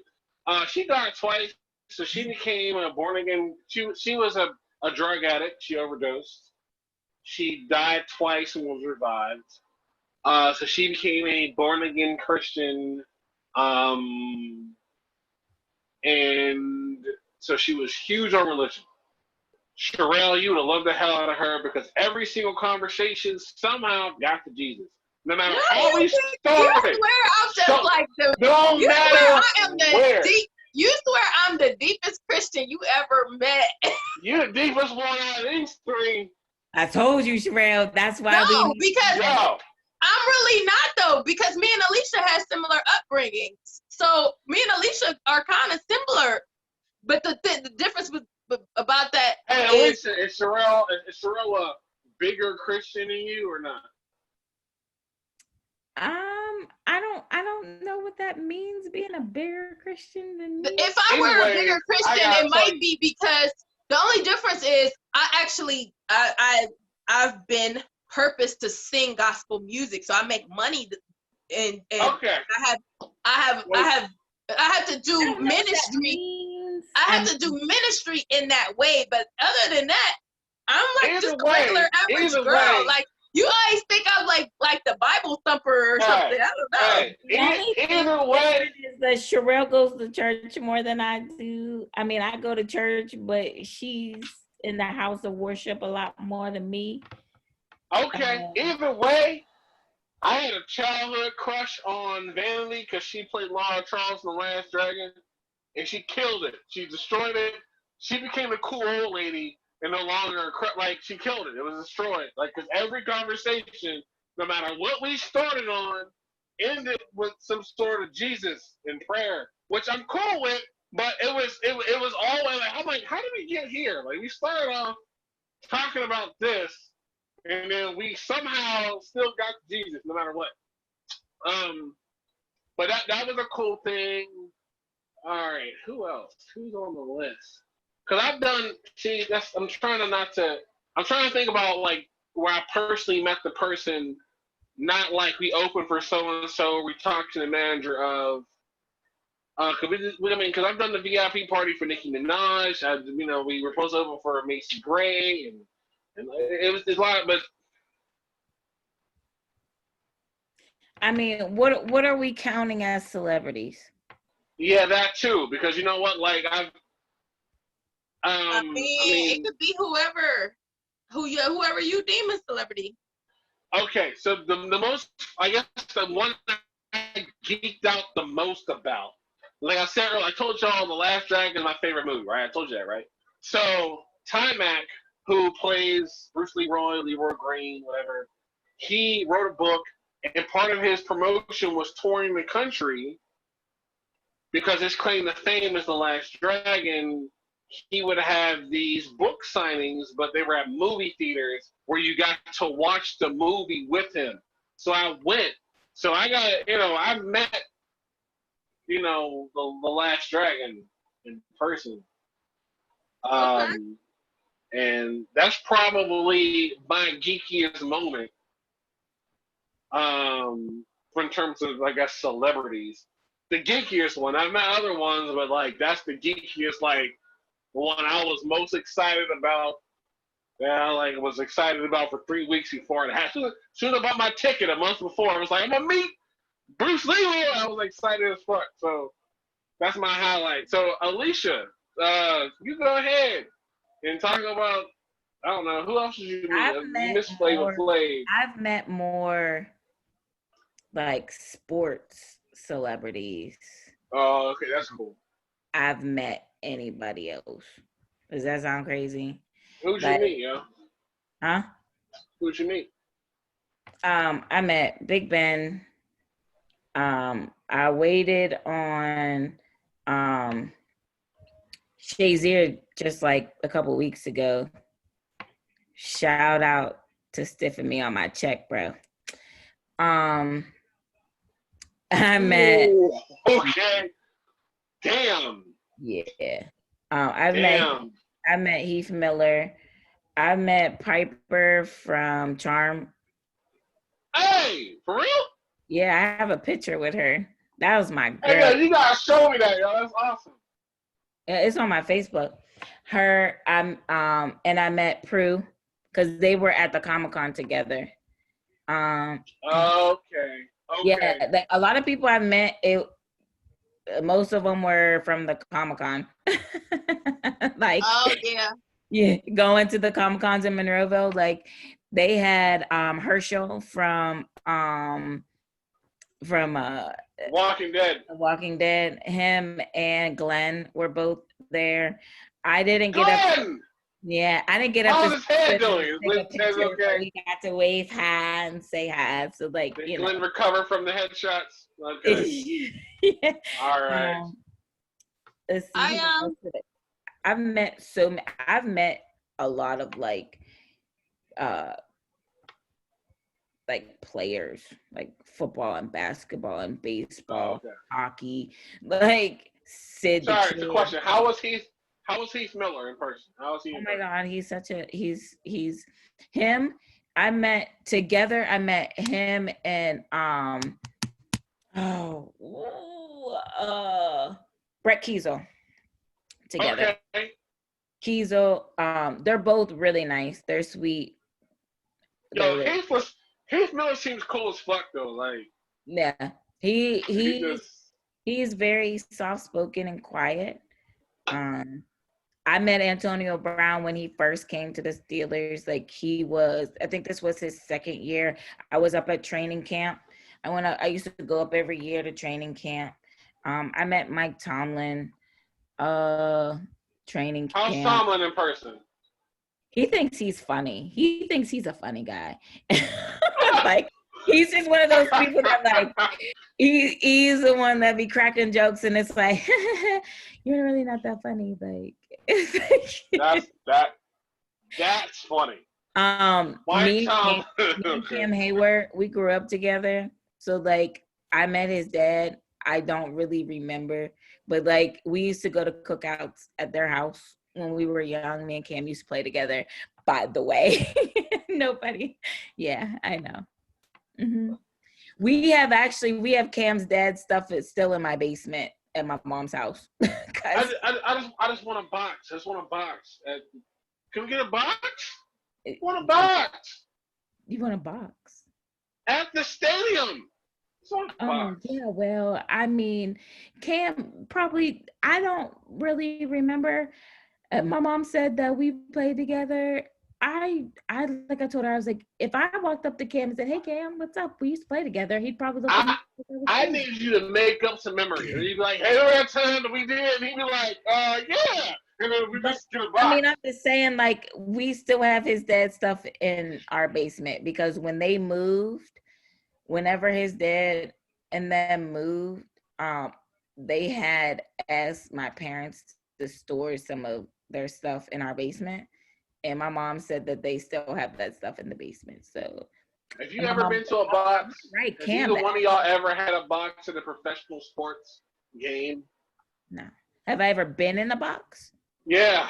Yeah, I've been in the box, yes. Okay. No. But have I? No, Sherelle, no. You need to go to a box. Like, once you've been in a box, you don't want to go to the stadium without a box. Like, you don't want to do that no more. Well, I mean, it wasn't. I mean, it's like okay. If you're into sports and stuff. I'm trying to just think of some other people that I've met. So, I've met. What you think? Michael Winslow. You met Michael Winslow? I'm so envious right now. Yeah, like Michael Winslow. Yeah, I did. I actually opened up for him, but I met him. What, at Improv? Or where was he at? In Akron. He was doing a show, and I opened up for him. And I met H-Town, and I met Keisha Cole. I met Vicky Winans.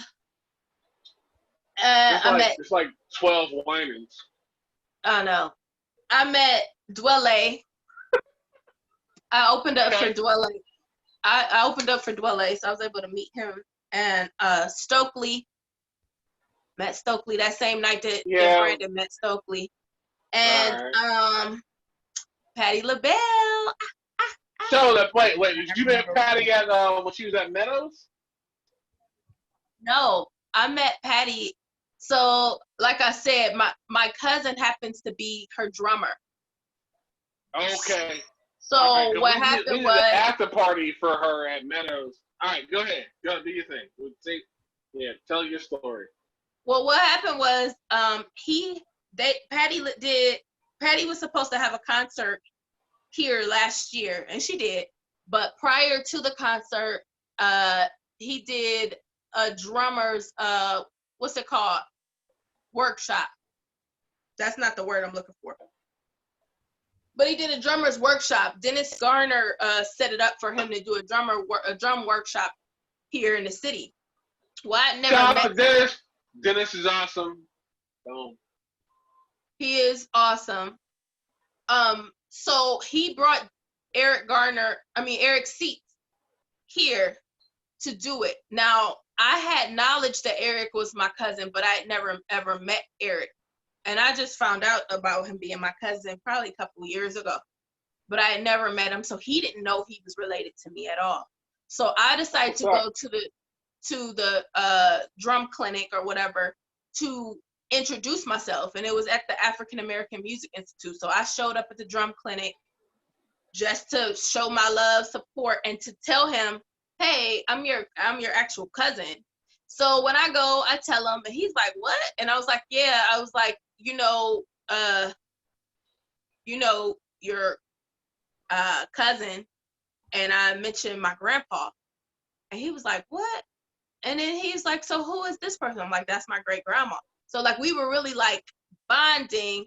But as he's doing his drum clinic, Patti LaBelle walks in the room and she sits one seat in front of me.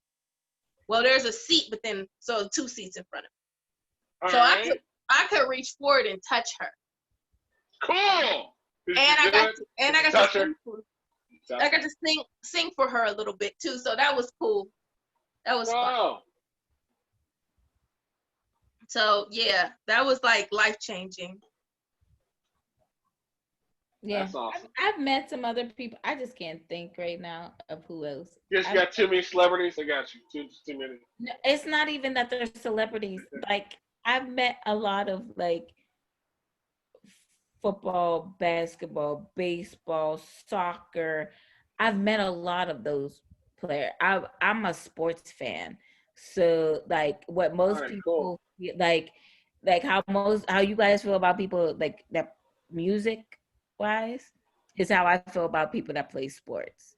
Like, all right, so question: sports star is alive right now. Who would you like have to be most starstruck, geek out moment meeting right now? LeBron. I want to kick it with him. Like, I just want to be like, Taco Tuesday, nigga. Yes. Let's go. All right. That's your thing.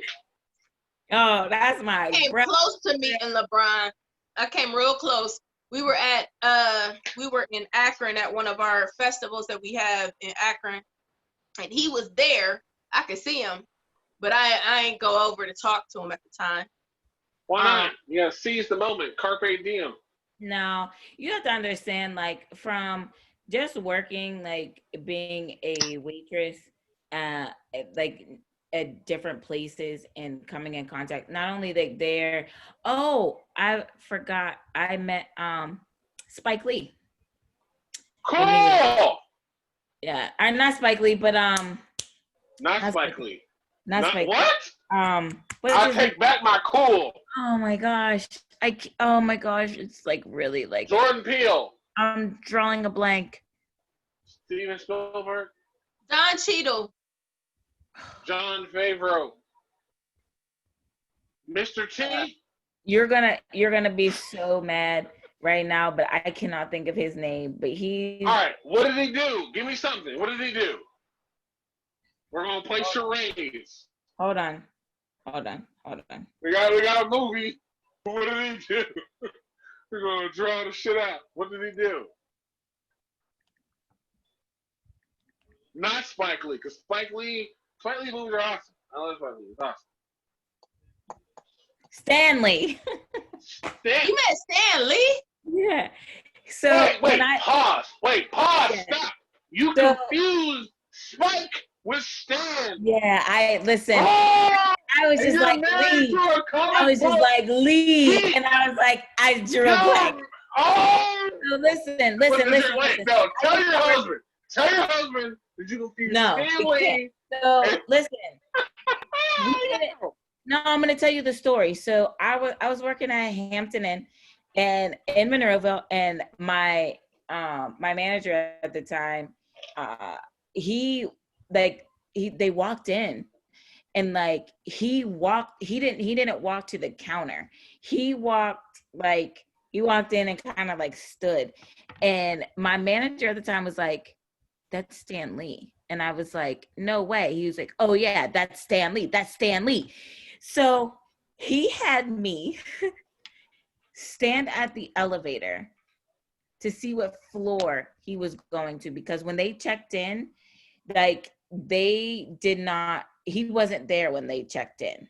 So when he came to the front desk, they just asked for some waters and stuff. And most celebrities and stuff that used to come to the place, like come to our place, would never use their real name, and they would never use like. Of course not. It was always under an alias, so people didn't bother them, and that like we had to like know or whatever. So, he got his picture signed and everything because he was here for the Comic-Con, and he got his picture of Spider-Man that he drew himself, like autographed or whatever. And I was just like standing there, but I was kind of off to the side because at the time I didn't really know who he was. Like this was like 11 years ago. Like I didn't know who he was, and I wasn't really big on like, I watched superhero movies. I watched Spider-Man, but like I didn't know that he was a creator of it. Like I just was like, oh, okay. Like I thought he was crazy. I'm just like, you're crazy. Like you had me stand here to figure out what floor he's on. So you can run up and try to like meet him and stuff. So, but yeah, he was there. He came to the hotel. Yeah, just working in hotel, like I've met a few people there. I've met a few people like just waitressing and bartending. I've met a few people like, okay, a lot of people. I got a question for you. It's probably really off topic, but I don't care. So you worked in a hotel, right? Mm-hmm. What's the nastiest story you can tell me from working in a hotel? The time that the guy got locked out of his room butt-ass naked. I feel like that happens more than he didn't just like lock himself out of his room, but the latched on the door. Why was he outside of his room to begin with? Ice. You know you're a good ice machine. We didn't even ask questions. Like I didn't ask questions. So he's outside of his room, butt-ass naked. Yeah. All right. He was locked out of his room, butt-ass naked. So like, somebody had come downstairs and had told us that there is a naked man running upstairs running. He was running because he like, yeah, I don't know. Like there's so many stories that I have like from working in a hotel. Like there's that, like, I cleaned I cleaned one of the rooms the one time that had like, I said these people were like fucking like bunnies. There was used condoms all when I am not exaggerating, like literally everywhere. Like I wish I could have taken a picture because I thought it was. You could have. Why didn't you? we weren't allowed. You're not allowed to do that.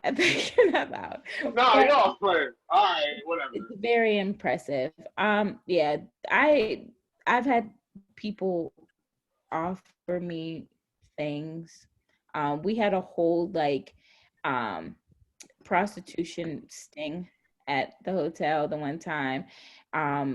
The cops had come in, they were in our back office, and like they went upstairs with a prostitute, and they were trying to see if she was going to give them money for sex and stuff like that. It was crazy. And then they came down, they arrested her, and she left. Yeah, Wait, they arrested the prostitute that was helping them? No, she wasn't helping them. She was, set her up.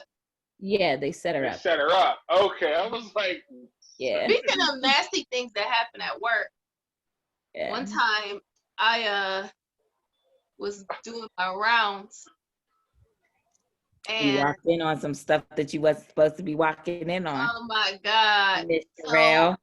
He was asleep, so I walk in, knock, knock, knock, announce myself, bust in. He sleep with penis in hand.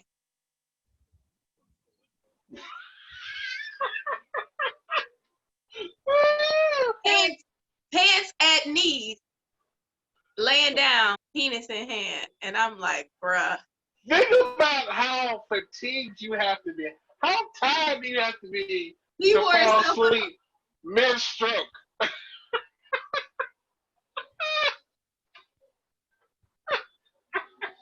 Listen, you'd be surprised. I like, okay, well, try being the person that has to go upstairs and knock on somebody's door because they're fucking too loud. Ugh. And you got a noise complaint from the neighbors. Yeah, the neighbors are prudes, and you tell them to shut the fuck up. No. That's at the hotel. That was at the hotel. I had to go and knock on somebody's like door. That's fine. The neighbors are prudes. No. She's screaming. The bitch is screaming. Like, not. What? Yeah. It was good. No. The neighbors are prudes. They're envious. They wish they had what she had. Not at 3:00 in the morning, bro. Man.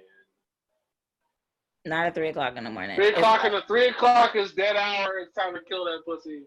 Nope. I side with the people in the room. Yeah. Like, no, so me and John, when we lived in our one apartment, like, it was, the walls were so thin, so kid you not. Uh-oh. They come in for late. It was late. It was like maybe 2-3 o'clock in the morning. And, we're sitting there. It says, I think it's like a Saturday night or whatever. So we were just kind of like laying in bed watching TV, and we heard squeak, squeak, squeak, squeak, squeak, squeak, squeak, squeak, squeak, squeak, squeak, squeak, squeak, squeak, squeak. Hey. That was it. It was done. It was done. It was over. All you heard was her get up and then the toilet flush. I was like, hey, that was like the quickest 3 minutes of my life. Damn, son. So didn't even give you time to complain, man. Fuck that.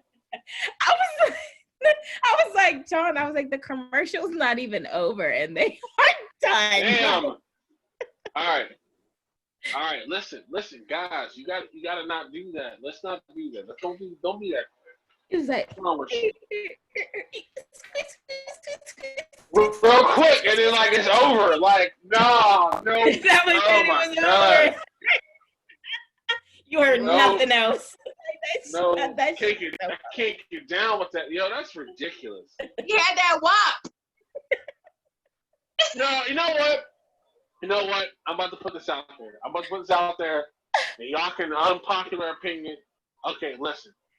The term WAP needs to be reserved for the squirters. If you're not a squirter, then not every woman in the world everyone's been using the term WAP, and it's not true. It's just not true. Why do we need another term squirters when the term for squirters is squirter? The whole thing is wet ass pussy. Like the whole thing is about having an exorbitant amount of wet and fluid. It's about right. It's like it's an extra amount of like humidity in the swamp. But listen, there's a difference though. Like there is a difference. Whenever you have WAP, you just have a WAP. Whenever you have squirting, everybody's wet. Like you're wet. Yes, wet ass pussy. Like that. Like if you get hit with the squirt, like damn, wet ass pussy. Like it's not. Not everybody can use it. Not everybody can use it. Some people have a dap. You said a dap, a dry ass pussy. Yes, there are some of those. You categorize yourself accordingly, or others will categorize you accordingly. Like you gotta watch. I'm just saying though, like I don't want to if you have regular lubrication, then it's not a WAP. If it's just regular, it's regular. It's regular what it is. It's not a WAP. It's not something extra. Like, look at the video. Like, they're flooding the floors of a mansion. Look. I'm saying, don't like title yourself as a WAP if it's not a WAP. You know what? I can say this. I count myself very blessed because I have come encounter with a lot of different people, especially working at like the we both like, where is this going?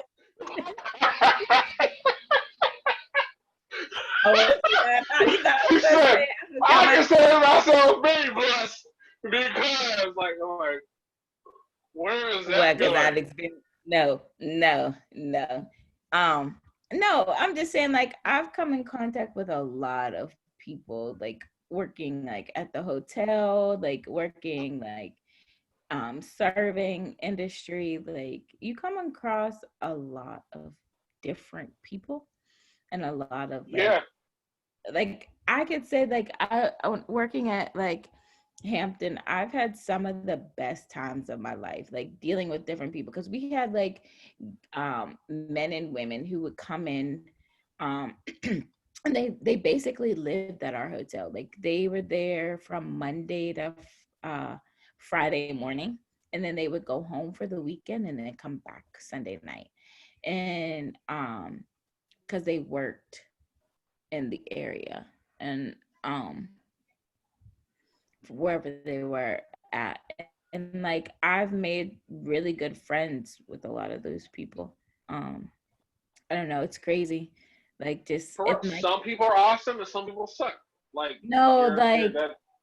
like when I tell you that like I used to deal with a group of people that were way older than me. Like I was 21 when I worked there.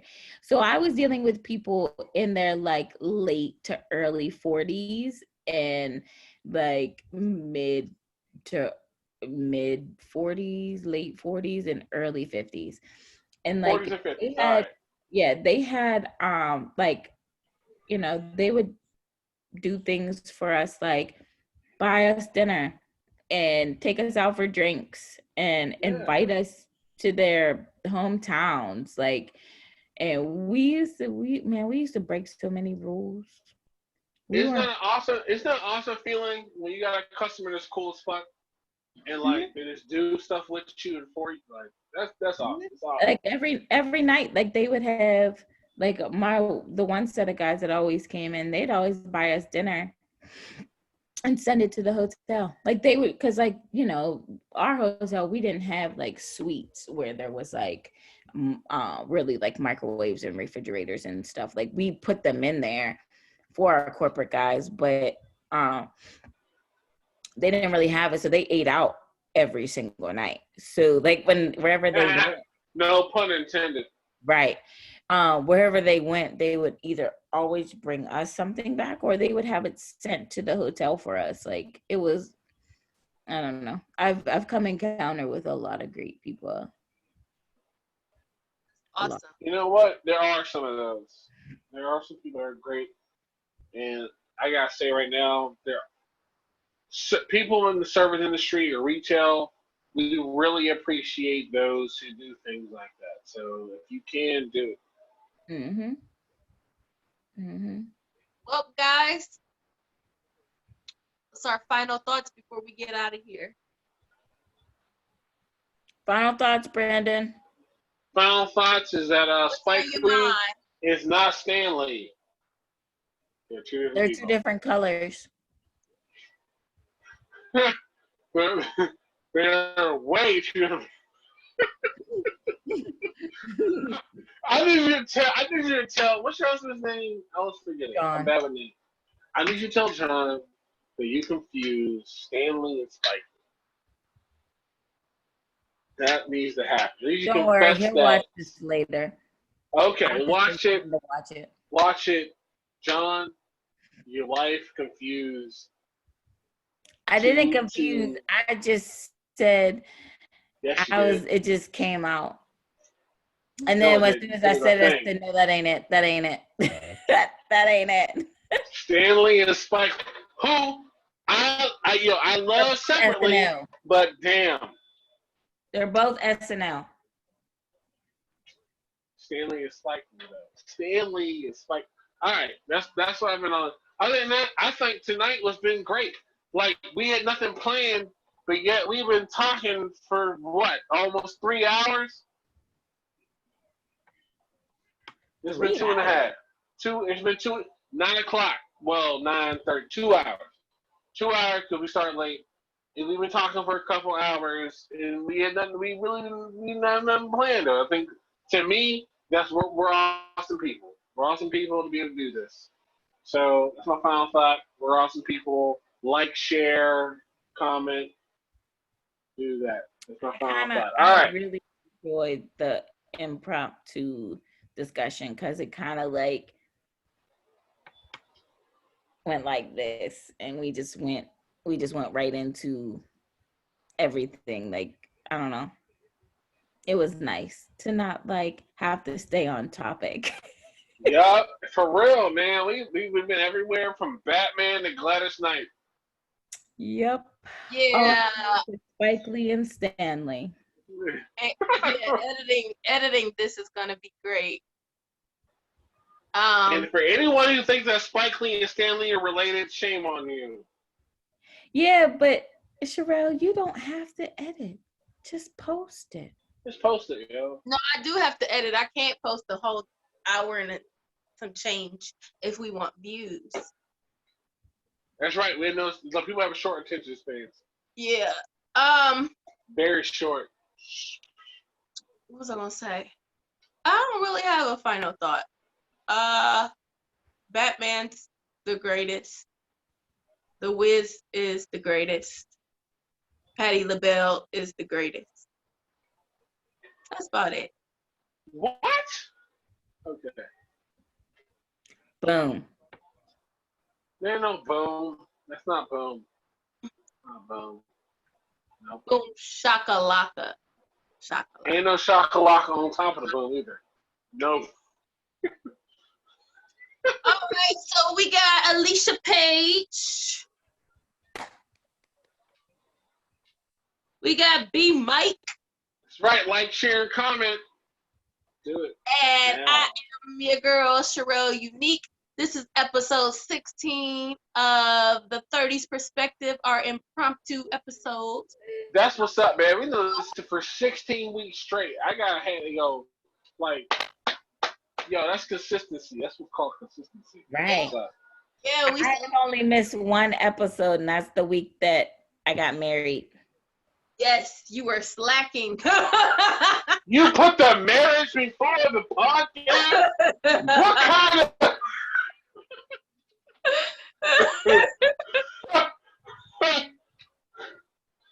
So, nah, that's what's up. we out. We will see you guys next week. Hello. Yay.